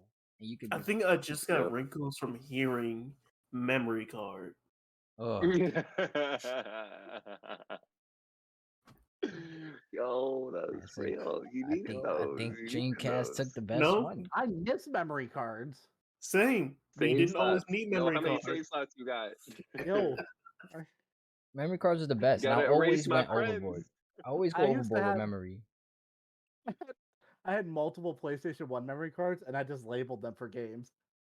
Yep. I'd be like, this is where all this game save file is. This is That where was all the this best game save shit. file is. It was like, yo, I'm coming over, bro. All right, I got my controller and my memory card. That's it. We valid Yep. all night. I put that shit in my pocket and like my hoodie, and you can't even see nothing. I'm just walking down the block. And they came in all nice and pretty colors. Now it's like you bring this whole Xbox with the fucking hard drive, and it's like it's crazy, bro. No, see, that's where the GameCube was nice. It was just a lunchbox. Had a handle and everything. Yeah. Throw it in your backpack. You're good. Mhm. I see people walking with that shit, like you said, with the hairdo. Like Oh yeah, definitely. GameCube was pop. I had a So GameCube console too. kid at heart. It's how you started. You staying strong as a console kid. I like Uh, that. I like my PC though. I will say that. Yeah. I mean, I feel like any console kid is still a PC person at their heart. You know, everybody's a PC person at their heart. Mhm. Once you break that PC barrier, it feels so good. Like I remember specifically StarCraft was the first time I broke night, and like I don't want to go to sleep because I want to fucking Yep. kill all these ergs and shit, whatever the hell I was doing. Like, bro, it was like once you break that barrier, it feels so good. I gotta have a controllers always. You So gotta have the controllers. Sure. I got. So for you, it's the controllers. Mm-hmm. For me, it was more the cost thing. It was right. It was like, Mhm. all right, well, I can't afford games. So like, what is a console use to me? I can't buy those games. No one's gonna buy those games for me. I got pirate games, allegedly. So having a Allegedly. PC to do that with was was the way to go, right? Like when you're talking about getting a PC and that changing your night, that changing your life because you break night and all that stuff. Yo, the entire had a torrent. That's when I became a gamer. Not gonna lie, y'all. Torrenting turned me into a gamer because that's when I was like, I can now play anything I want. Open the whole world. Allegedly, Open the whole world. allegedly, Allegedly all day long. allegedly. Those were I heard some great times in Oh yeah. folk tale. You know, you got I'm a Those were pirate and the a great pirate is stories. me. Those are some Yo, great it went through times.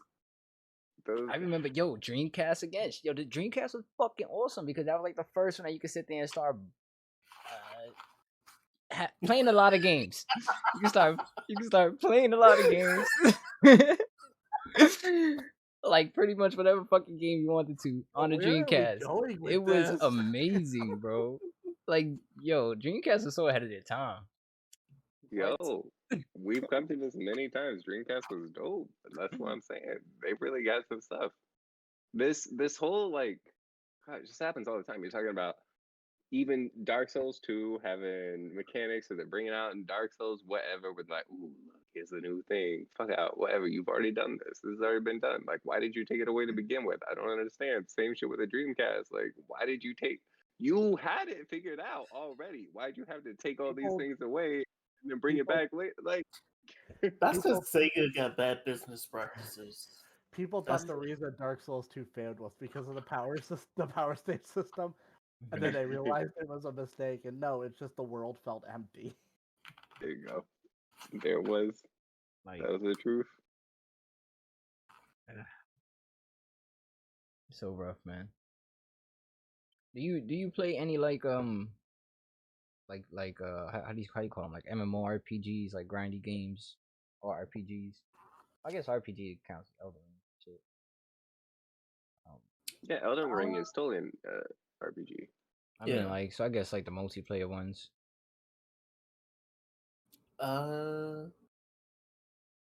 Appreciate you.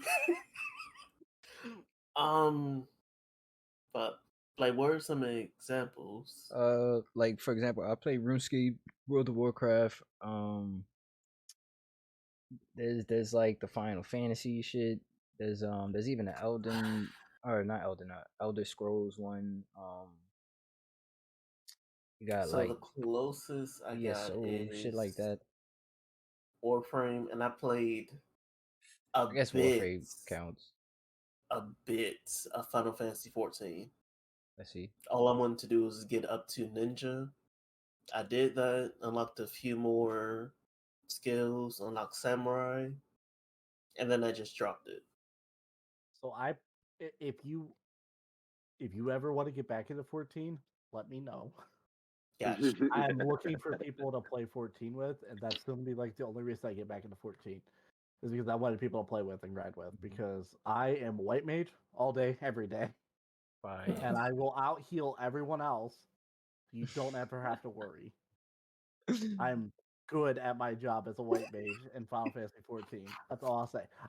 There's raids or whatever where like you have 4 groups, like 4 individual groups of people, and I'm over here healing my group. I'm healing group 3. I'm healing group 4. That's I'm just nutty. like, where are your It's guys' white VIP. mages at? Where's your heals? Why is your healers not doing their job? Why am I healing your healer?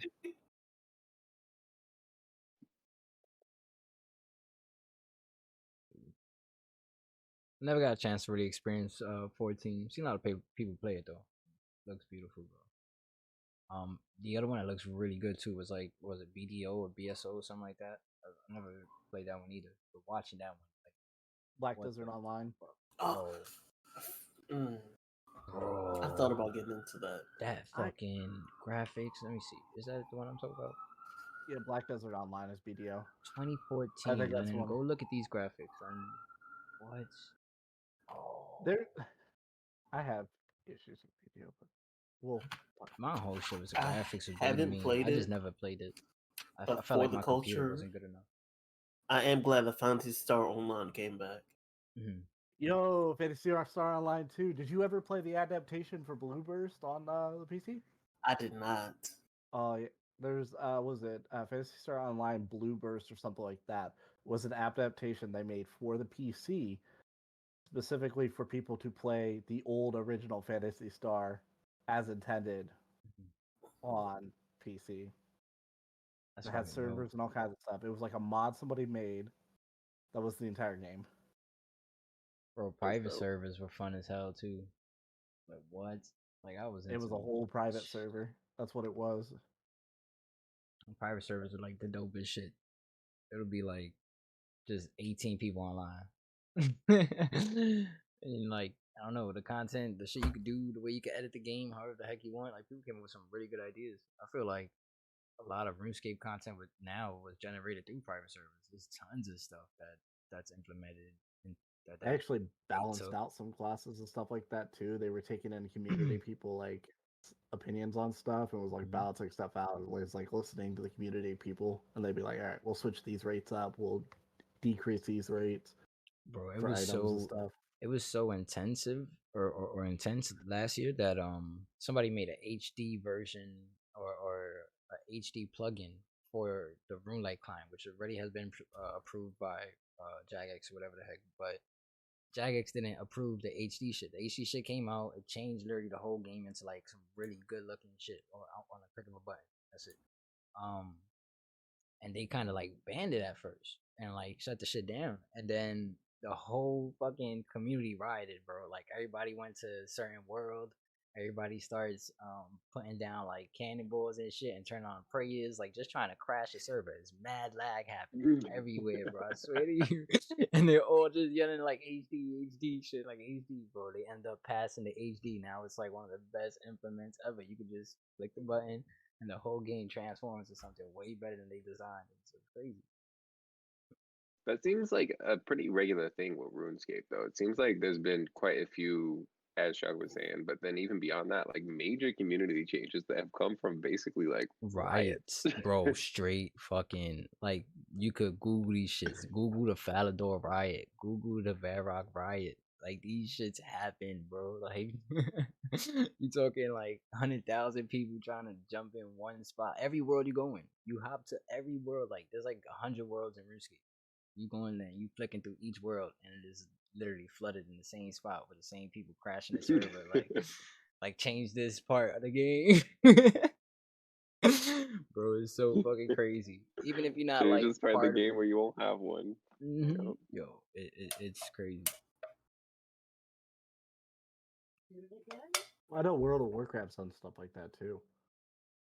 Like there was people that were complaining about a player or whatever, specifically like one player who they were saying was cheating, and like was just unbeatable in PvP and had a bunch of stuff or whatever, was like cheating forever. And so World of Warcraft got mad at the dude, and one of the admins logged onto his account, stripped all of his stuff, put him up on top of a statue or something like that in one of the main cities, and dropped him off of it, and then deleted his account. What? As like a public look at. Have y'all ever been part of some shit like that? Like Any type of game? Execution type thing. Dude, that's crazy. That's insane. I would be stressed out. I know he had to be stressed out. Imagine that you just like, what the heck is happening? Oh, my account. Oh, I can't log in. What the fuck? Like, get an email. Like, oh, Watch the VOD later. Oh no. Oh no, please. No, not like that. Yeah. Is that what that South Park episode was inspired from? which one? Oh, So there's a whole the whole episode about World of Warcraft, and there's like that one player going around just making everybody, killing everybody. Nobody can beat True. him, and he kills the whole server. And then the whole crew, they're like, and they start grinding wolves and getting XP, and then they go and they beat his ass, basically from a special sword that they ported in from like the WoW people or some shit like that. I bet that is. I bet that That's idea fucking came golden, bro. from that one player. The real Probably. You stories are gotta send a everywhere. little. Had to have some relation in there. Yep, that's fun. That's dope, man. You ever been a part of any of these kind of riots, Glitch? I seen some things. Starting any riots over there? Starting any riots? Nah. We peaceful over Well, here. peaceful. Well, that's fine. You can have peaceful riots. Are there any games you're playing right now where like you are desperate for a change? Are there any major games where there's a specific like desperate change that you would need? So would you create, if you had the power to create one of these riots in a game you're playing right now, what game would it be and what change might it be? All right, so we all know that my main thing is to stream Overwatch for some reason, right? Right.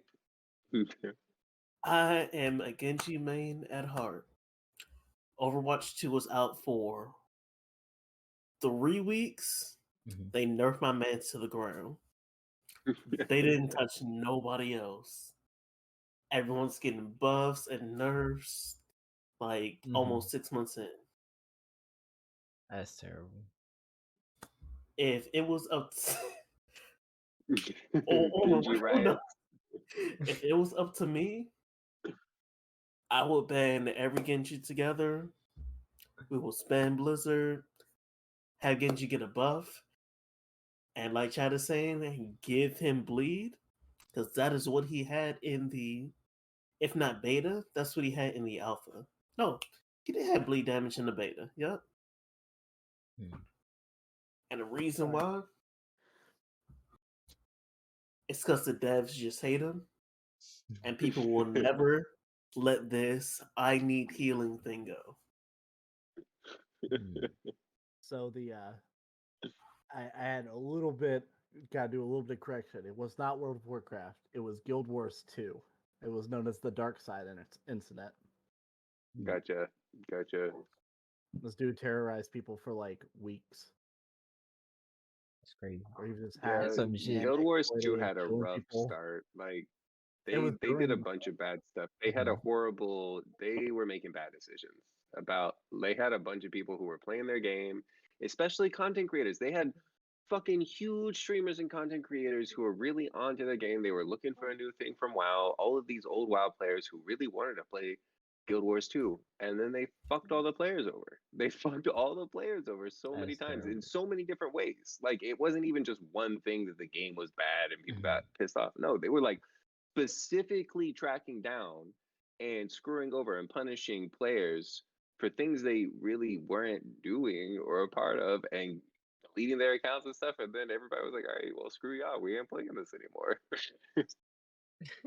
I almost played that game. I was close to playing that game, and then all that stuff happened, so I didn't.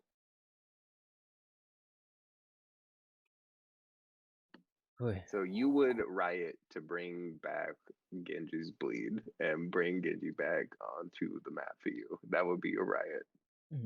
Right now, I'm not a person that ever cares about meta for any game. It's fuck meta, have fun. But fuck meta, give me my champion. Facts. Spam and shit. He needs a buff immediately. I feel that. Facts. I feel that all the way. So was Genji like super meta, and that's why they nerfed him for like some popularity shit? What was it? Was the win rate high? The win rate, and the devs don't pay attention to what's going on in the matches. They're only looking at the numbers, which is not how they should be doing. They should be looking how throughout every match goes, and they have the footage to where they can go back and see how matches are going, but they're not going to.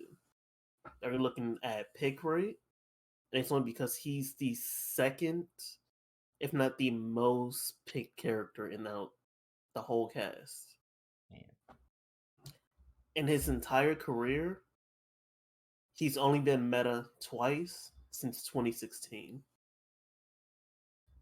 Damn. You still fucking with him?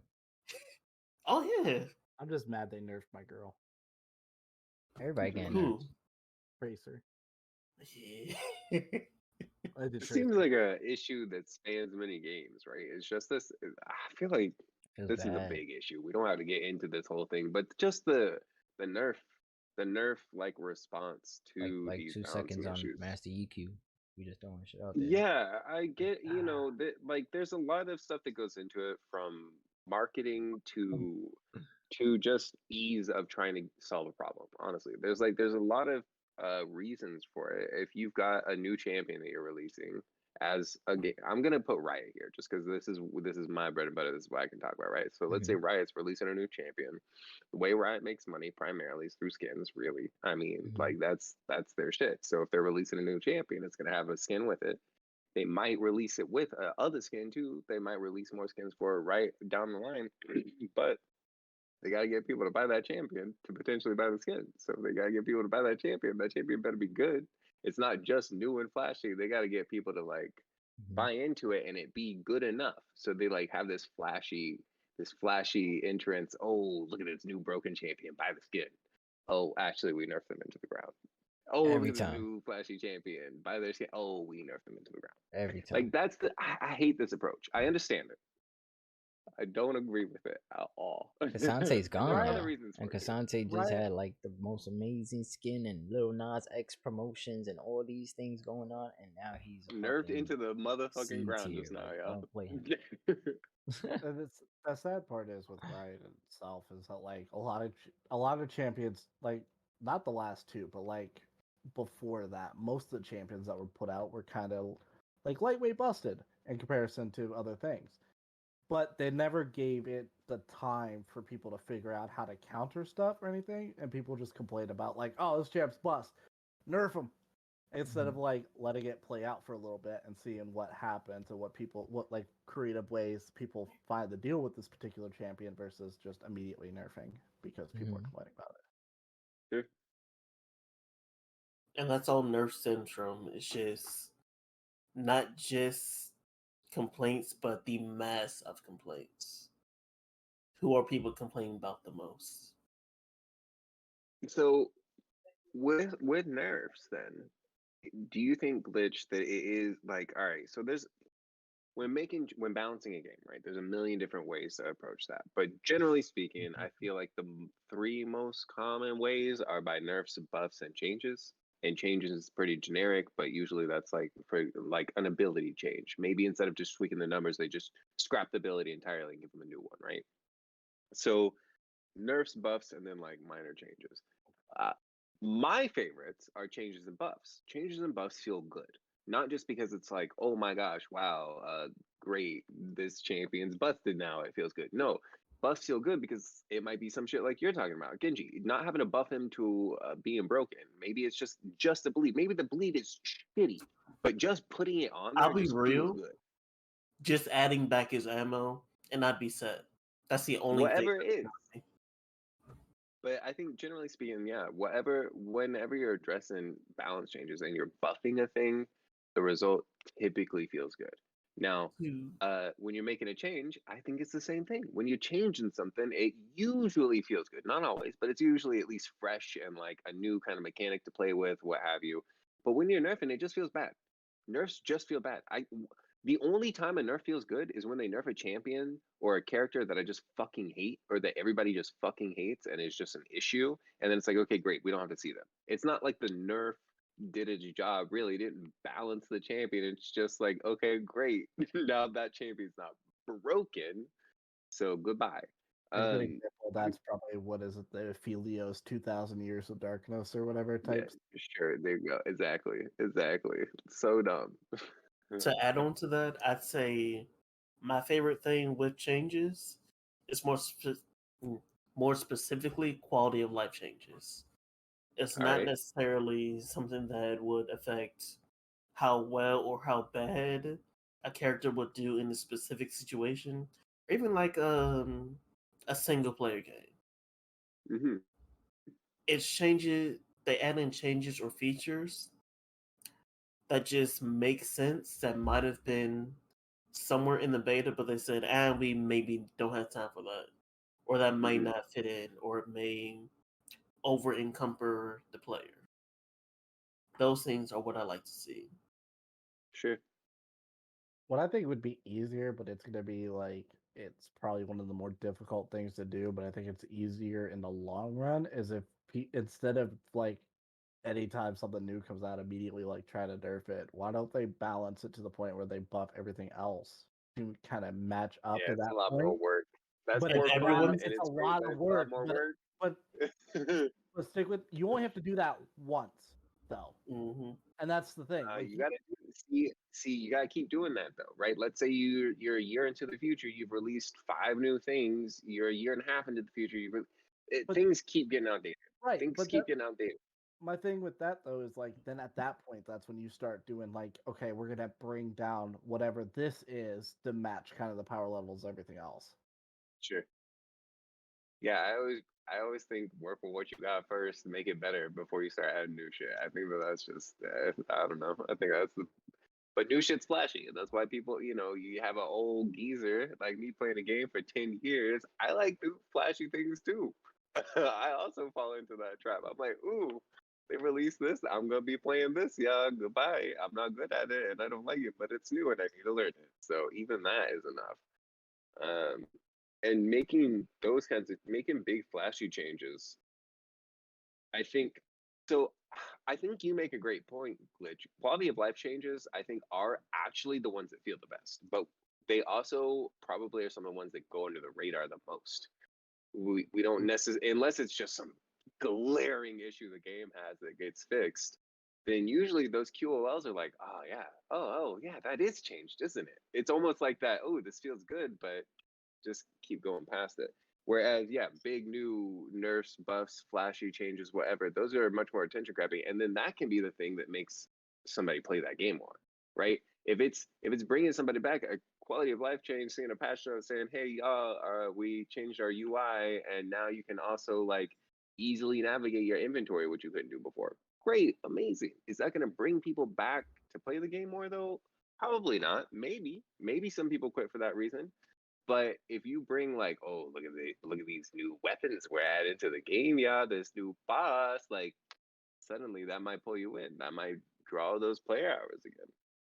So, for an example of a quality of life change I really liked, Genji has an ability where you can deflect projectiles back at your enemy to give you a better mind game when you're going against someone or just in a team fight. You can cancel the deflect now whenever you choose. so that way someone isn't counting down the seconds for the cooldown. Like, Sure. oh, he's So gonna. there's a little bit more outplay. Mm-hmm. Heard. I feel like that's a very important change. And as far as I understand, what's that called? Playing tennis? When you do that with Genji? When you're just sitting there like knocking everybody's projectile. Okay, so it's tennis if you have a Genji on your team and the And they other got Genji Genji? on the other team, and they're just deflecting bullets at each other. Yo, that's some Star Wars kind of stuff. I like that a lot. That's super fun. That's a good time. So little changes like that. Yeah, those, I would say, yeah, I would say that that's a QOL change, but that's a quality of life change that directly impacts somebody's outplay potential. And not a lot of quality of life changes do that because that's not a nerf, that's not a buff. That's just, I mean, I would say it's a buff, but not like directly. That's a buff because it allows you to play better. That's all. It allows you to be able to uh catch people off guard, which you really couldn't before. Because yeah, like you said, it was all this stuff's tempo. Fighting, shooting, like these games, it's all tempo stuff. If you can keep on tempo with your opponent, it's great. But when you lose that tempo, that can be awkward. That can be real awkward suddenly. Oh gosh. So when are we gonna start with this YouTube glitch? When are you coming out with some of these things? When can we start looking for that? Not, and it doesn't have to be an exact date, but like when are you trying to start pushing this content out? I want to have this Astro Chain video out. I'd like to say mid-March, but being realistic, I'd say near the end of March. Okay. So we're looking for some more YouTube content for you potentially in the next couple of months. That's when we should be looking for that specifically. That's dope. That's super dope. I know that I'll keep an eye out for it, and whenever that happens, be sure to drop some stuff in the Discord so that we can check that out. Hey, let me know what you think. I Always look forward to all types of feedback. I will definitely provide feedback if it is desired. I have no problem doing that. Oh goodness.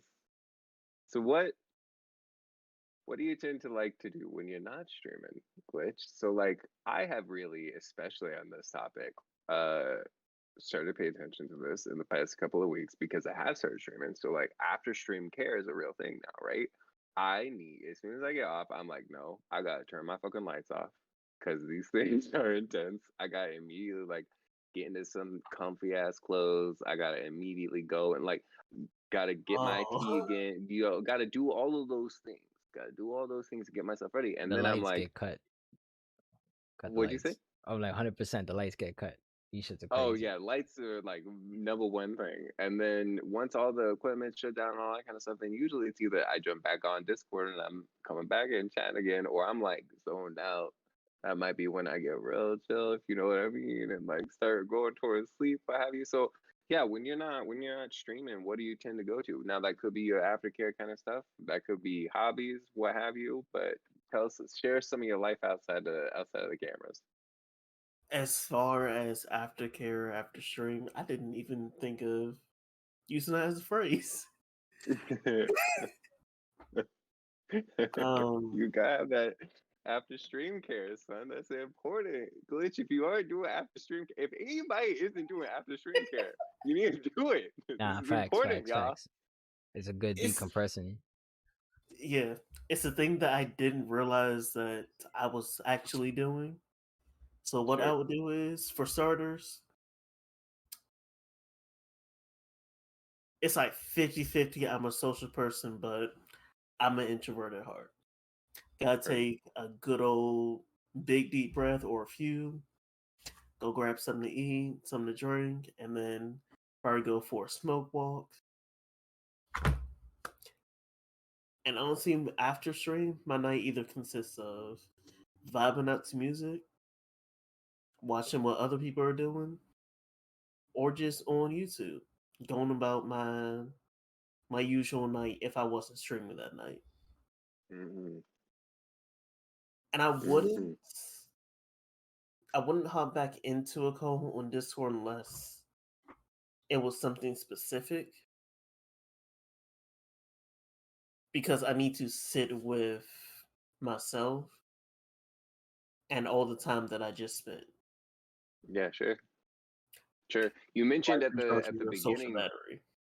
yeah, and you mentioned at the beginning that when you turn off your stream, there's almost like some emptiness there, some sadness because all those people are gone, right? Like, Mm-hmm. so is that part of why you got to really gather yourself afterward and sit to absorb all of that, or is it just the fact that yeah, talking with people can be exhausted, and so it's nice to have a second. It's a bit of both, actually. Heard. Like, yes, I like talking about things I'm interested and know of and getting to know people, new and old. But I like to sit with myself a lot of the time. So that's what I would do to decompress from streaming. That makes sense. Feel you. I feel you.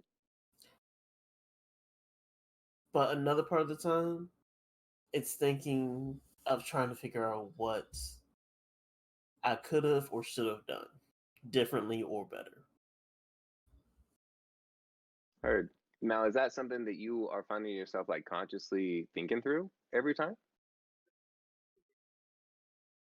I do more often now. And there was a time where I would heavily criticize myself about the things that I said or did on stream. Because Sure. I wouldn't know if it was received as well. Sure. Yeah, I feel like that's always going to be a thing, right? Anytime you're putting yourself on presentation for other people, Well, how did you get you're through out. that then? If you said like that was something Yeah. that you struggled or something with. I would look back at my streams. Mm-hmm. And first off, it would be finding out if the quality was good enough. Half the time, it's not. Sometimes volume's too low. Other Yeah. times, mic's distorted or echoing. So the production quality specifically, making sure that's good enough is what you're talking about. I heard. Mm-hmm. We got a lot of Production those. quality and personality quality. I see. Sure. Like, did I communicate enough? Was I Sure. funny enough to clip something from and then put it somewhere like Twitter, TikTok, Instagram? Mm-hmm. Or should I try harder for another stream? Mm-hmm. I see. Super fair. Now, do you find yourself like trying to play more of a role for the stream or for the entertainment? Because at the end of the day, content streaming is still entertainment. There's no problem if you are streaming as like a role playing or whatever it is. You've seen even like the VTube and all these type things. But what I'm trying to get at, are you just like coming in with a game plan, like of what you're gonna say, how you're gonna say shit, or are you just kind of just winging it, just going live and like being you? I would come in with a game plan and then just switch up to just being me. Mm-hmm. Because that's when I'm not thinking about what I should do, the jokes I should make. Yeah. Mm-hmm. When it's just me, no thoughts, not a single one in his head, that's peak. That is the best. It's a great feeling, man. Especially when you get in the zone. It's just natural and it's just flowing. Like you got some just constant conversations or engagement. Even if it's like some jokes, like they be sometimes the chat be chewing out the stream. It'd be crazy, bro. I had the weirdest shit like the other day, bro. They started. I played Not Afraid. Or I said it was. I said I was not afraid of somebody, and all of a sudden everybody started typing out the lyrics. So fucking Not Afraid. Not Like afraid. Yeah. to take a chance. Yeah. Everybody, yo, bro, this shit was just going on for like 10 minutes, bro. It took so fucking long. And then Spotify played the song like 5 minutes later or something, bro. It was like a song or two after the song came up, and I'm like, bro, no fucking way. Like moments like that though cause so much or create so much engagement and just fun and like naturally just like nobody plans that shit, bro. Yep. On that note, I will say the funniest moment was someone commented about a song, and they're like, "Damn, I feel like stomping somebody out with this song." And I was like, "Yes, you get it." Bad. I felt this wavelengths. That's fucking amazing. I love it. That is bringing us up on our 2 hour mark. Now, Yes, that doesn't mean that this is over. We usually kind of transition after 2 hours into more of a after party type situation. Mhm. But if there's anything that needs to be addressed before we properly wrap up, of course, we would love to do that now. I think I am satisfied, but if either Shaka, Teddy, or Glitch have anything you want to address now, we're gonna start kind of moving into those more after hours situation. Got you. If you need this time to like I said, we are at the hour mark, so take a break, get a little drink, get a refill, Exactly. whatever it is, and then we'll come back and get to the final topics. Mm-hmm. I will sure take advantage of that. Mm-hmm. And his ability to speak without stuttering anything once is crazy. Right? That shit is wild, bro. We trying to learn. We trying to learn. This year, I've been challenged the most in like speaking. I don't know how to say it. In speaking, yeah, Like learning how to speak, it's crazy. I'm yeah. learning how to speak all over again. If I could just know what to say, I'd be like, pausing. Yeah, the uhs and the ums and all the little like quirky things. That shit is hard to get rid of. That's just natural like habits. I still do that all the time, and I try to be conscientious of it, man. Mhm. I'm in and constantly. Dude, it There's a word happens for like those so too. frequent. Those things Mhm. have a name. What is the term for it? I never. I don't I gotta know, fact check that shit. but those fillers, whatever those fillers are, oohs, ahs, whatever, those all have a name. Mhm.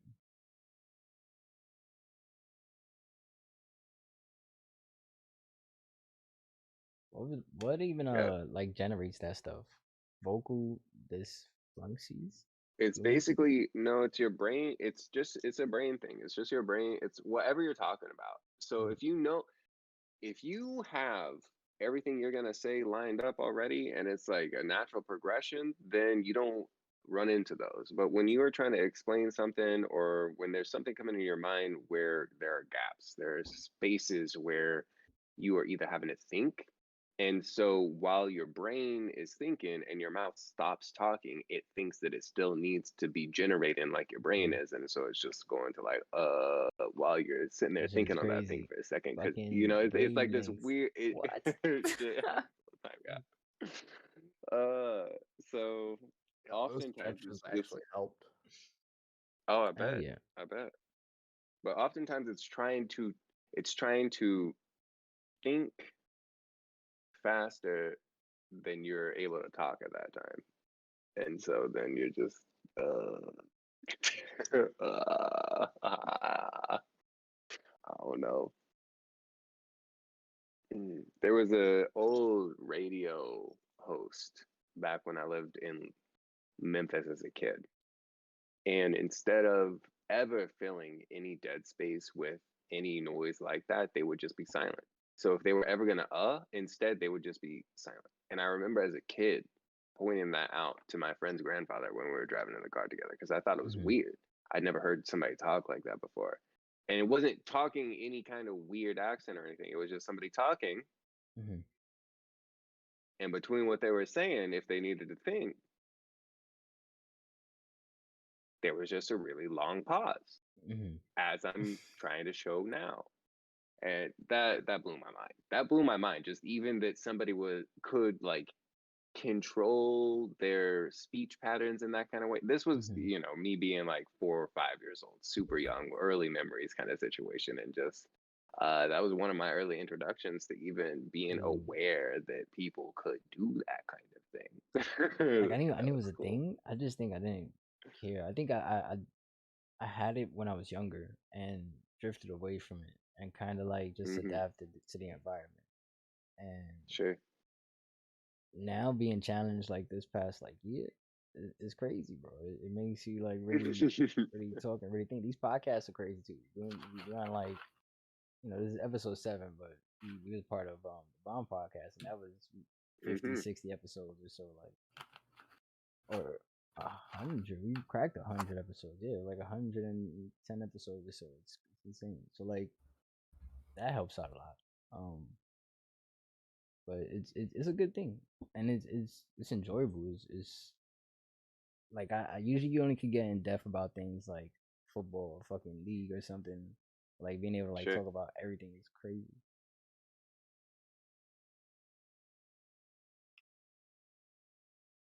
Yeah, don't mind me. I'm just eating a muffin. A whole ass muffin. What kind of muffin you got over there, Shouka? A blueberry muffin. I respect Enjoy it. it. Enjoy. All right. Well, we got Glitch back over here, y'all. What's up, bitch? Let's go ahead and do our little closing stuff and get Mhm. ourselves into this nice after hours experience. So I wanna know. I'm gonna ask a couple questions. I wanna know if you have anything upcoming or anything that maybe you could put out there, like schedule stuff or games you want to try out, any content you might want to look into, upcoming games. Even just your next stream. Mm-hmm. Honestly, I was debating on the next stream being tonight. Fuck it. Well, damn straight. There you go. As far as scheduling goes, Mm-hmm. I do want to get on a consistent schedule. Mm-hmm. And it was because of something that I heard. It was either a YouTube short or somewhere on YouTube. Mm-hmm. At some point, people will fix you into their schedule once you make your schedule. Yeah. You become people's routine. So like if that's it. exactly what I preach to everybody, and not necessarily don't limit yourself to like. I mean, if you have to, you want to put the 2-3 hour mark or whatever the hell, but at least have a starting point every day, so that way people know like when to expect you getting on or being on, and like they'll be walking to go get lunch, you know what I mean, every time, or like they'll be fucking getting ready for work or something, or like everybody's like doing something at that time, and you become part of that routine. Like people are just like, I know it's this time, and I know this guy's doing this. Like, fuck it, let me go check. If anything, I'm gonna have my night owls.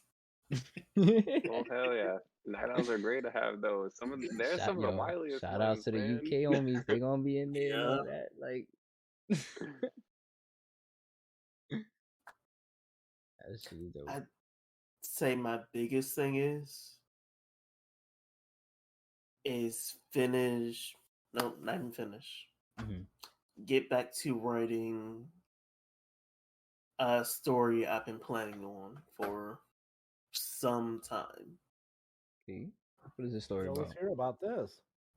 Mhm. Yeah, It's this is. about this. Why didn't this come up earlier? Yeah. This is why we gotta ask Even these saving it for questions. the final hour. Like, damn. For those of y'all who want to stick around for after hours, here's a great topic for you. Mm-hmm. So go ahead. I held it off for this long Mm-hmm. because it's not done yet. I don't really have much to show anyone Mm-hmm. aside some like first drafts and things like that. Mm-hmm. But main part of it is about this character named Glitch. Still gonna use that name. Nice. And I want to change how heroes are seen. He's not a hero, anti-hero, anything like that. His philosophy is you should help someone, not because you'll get fame, money for it, whatever. But in a world of everything being artificial, helping your fellow man is the most human thing you can do. Mm-hmm. That seems about accepting one's flaws, which is another reason why I need the name Glitch anyway. A little bit of self-inspiration right there. Yeah, I see it. And it is a lot to pack on to a brief description. It just doesn't do it justice. But I do have a little section in my Discord that does have a little bit of a preview. Y'all heard that? Hop in that Y'all heard Discord, that? baby. Do we have a link? Do you have a link on your Twitch? Where's the easiest way to find your Discord? It is on the Twitch, and I Yeah, I got can this. link Perfect. it. I got you. Thank you, bro. There goes the Discord link, y'all.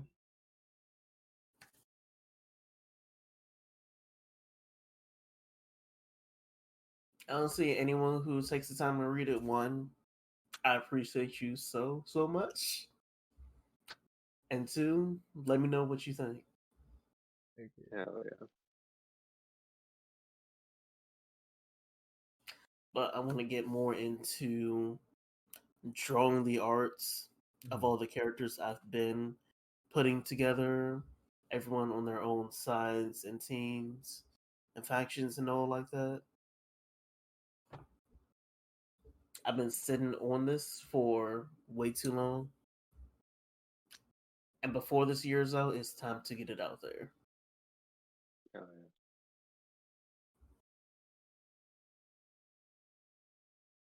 yeah. That sounds like something to look forward to me. Oh, yeah. When it Sounds comes exactly to like it. original content, that's gonna be it. That is my baby That's right dope. there. I love it. I love it, man. Okay, so is there anything anything upcoming, like long term, that you want to try to work on? A Okay, book? well, I know the book stuff. I was saying, like, I guess with the content creation or something like that. Like, is there bless you? Is there, like, you mentioned the YouTube stuff or something like that? What is the idea long term with that? Like, why are you trying to dabble with that? What is the plan for everything? There's something like that you could probably put out there, so that way, you just kind of motivate yourself again, and then maybe you could come up with, like, small ideas to help reach that goal. As far as YouTube and Twitch are concerned,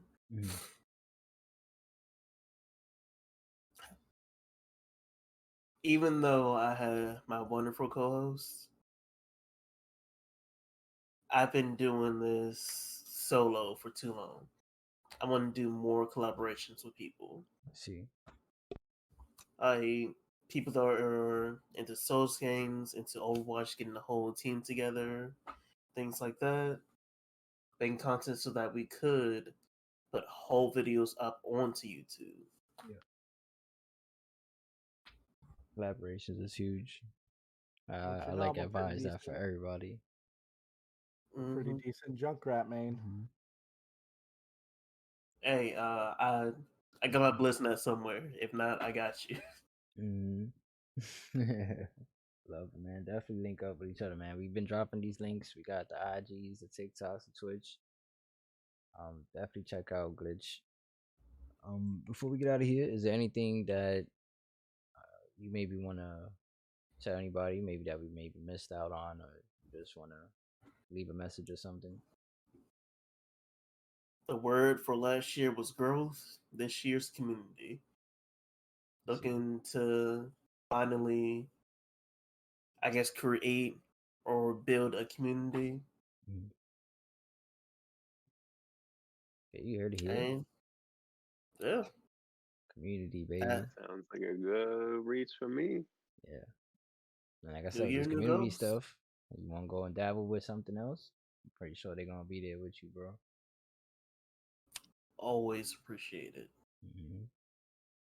All right. Well, while we wrap up, we're probably gonna clip it here. We got like a 228, 230 mark. Can you look for somebody for us to rate out to? Usually at the end we all rate out to somebody. And I thank you, man. This was an amazing episode. Episode 7 of the Love Always Wins podcast. Glitch.exe in the building. This was dope, bro. This was dope. This was a great Appreciate y'all for having me. Thank you, man. And hopefully we could get you back up here and you could introduce some of some of the homies that's been around. We always here to meet and learn people. So feel free to pass on.